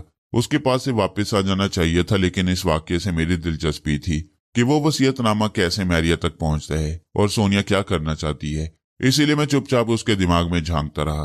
वो सोचती रही कि मैं वाकई चला गया हूँ या मौजूद हूँ। फिर उसने उस सोच को ज़हन से झटक दिया, ये सोच कर के शायद मैं उसकी सोच पढ़ रहा हूँ और ये समझूंगा कि वो मेरे मुतल्लिक बेख्तियार सोचने पर मजबूर हो गई है और वो ऐसी कोई कमजोरी जाहिर नहीं करना चाहती थी। वो कचरे घर का कारोबारी दूसरे कमरे में बैठा अपने आदमियों की आमद का इंतजार करता रहा। थोड़ी देर बाद वो बौना $50,000 एक ब्रीफ केस में रख कर ले आया। इसके थोड़ी देर बाद ही वो लोग भी पहुंच गए जो सोनिया को घेरना चाहते थे ताकि वसीयतनामा बगैर अदायगी के ना ले जा सके। जब वो लोग उस बंगले के ड्राइंग रूम में पहुंचे तो सोनिया को देखकर ठिठक गए। वो कचरे घर का कारोबारी उस कमरे में आया तो एक शख्स ने कहा, मिस्टर, ये तो मादाम सोनिया है। अगर ये वसीयतनामा मुफ्त ले जाना चाहेंगी तब भी हम इन्हें नहीं रोकेंगे। ये हमारे मास्टर का हुक्म है कि हम मादाम के रास्ते में कभी रुकावट न बने। वो कचरे घर का कारोबारी हैरानो परेशान होकर सोनिया को देखने लगा। आने वाले लोगों में से एक शख्स ने सोनिया को मुखातिब करते हुए कहा, मादाम, अगर आप वो वसीयतनामा ले जाना चाहती हैं तो हमारे मास्टर से फोन पर बातें कर लें, फिर वो जैसा हुक्म हमें देंगे हम वैसा उस पर अमल करेंगे। सोनिया ने टेलीफोन का रिसीवर उठाकर मास्टर मॉस्ट्रोनी के नंबर डायल किए। मॉस्ट्रोनी पेरिस का मास्टर था और सुपर मास्टर की तंजीम से ताल्लुक रखता था। सोनिया ने उसे राब्ता कायम होने के बाद वहां के हालात बताए। मास्टर ने कहा, मादाम, हम आपके खादिम हैं, आप बगैर कुछ अदा किए हुए वो वसीयतनामा वहां से ले जाएं। वैसे एक गुजारिश है कि आपने अब तक अपना फैसला नहीं सुनाया कि आप हमारे लिए काम करेंगी या नहीं। सोनिया जरा देर खामोश रही, सोचती रही। फिर उसने कहा, मैं एक शर्त पर काम करूंगी। पहले मुझे ये मालूम होना चाहिए कि मेरी अपनी एक अलग अहमियत है या मुझे फरहाद अली तैमूर की वजह से पूजा जा रहा है। मास्टर मॉस्ट्रोनी ने कहा, नहीं मादाम, आपकी भी अलग अहमियत है। आप बहुत ही काबिल और बासलाहियत खातून हैं, हम आपकी कदर करते हैं। सोनिया ने कहा, अगर मुझे फरहाद अली तैमूर की निस्बत से ना समझा जाए और उसके नाम से कभी मंसूब ना किया जाए और मुझे एक अलग अहमियत दी जाए तो मैं इस तंजीम के लिए काम करती रहूंगी। मैंने फरहाद अली तैमूर से हमेशा के लिए अलहदगी इख्तियार कर ली है। ये बात तुम अपने सुपर मास्टर तक पहुंचा दो। अगर उसे मंजूर होगा तो मैं उसके लिए काम करूंगी, वरना अपनी अलग राह इख्तियार करूंगी। सोनिया अच्छी तरह जानती थी कि मैं रेड पावर और सुपर मास्टर की तंजीमों के खिलाफ रहता हूं और कभी उनके लिए मैंने काम करने की रजामंदी जाहिर नहीं की, हमेशा उनका मुखालिफ रहा। लेकिन सोनिया मेरी मुखालफत में, मेरी जिद में उस तंजीम की रुकन बनने के लिए तैयार हो रही थी। मैं ये सोचकर उसके दिमाग से निकल आया कि अब वो जो चाहे सो करे, मैं उसके मामले में आइंदा कुछ नहीं बोलूंगा। हमारी लॉन्च समुद्र की सतह पर तेजी से दौड़ती जा रही थी। मैं अरशे पर खड़ा हुआ तारीकी में यूं ही देख रहा था। अंधेरे को देखते रहने से जिसका भी तसव्वुर कायम किया जाए उसकी तस्वीर निगाहों के सामने बहुत साफ और वाज़ेह हो जाती है। अब तक मैं इस अंधेरे में सोनिया की तस्वीर देख रहा था और अब मैंने उसे अपने तसव्वुर से मिटा दिया था। जब कभी जिंदगी के किसी मोड़ पर मेरा उससे सामना होगा तो मैं देखूंगा कि आइंदा भी उससे दिलचस्पी ले सकता हूं या नहीं। बहरहाल बार बार के समझाने मनाने के बावजूद वो बहुत ही हट धर्म और जिद्दी निकली। उसने मुझे बार बार ठुकराया और अब मेरी अनायत का मसला था। मेरी खुददारी थी कि मैं उसकी तरफ अब दोबारा माइल न होता और न ही अब उसके दिमाग में झांक कर देखता। मैंने आइंदा के लिए तौबा कर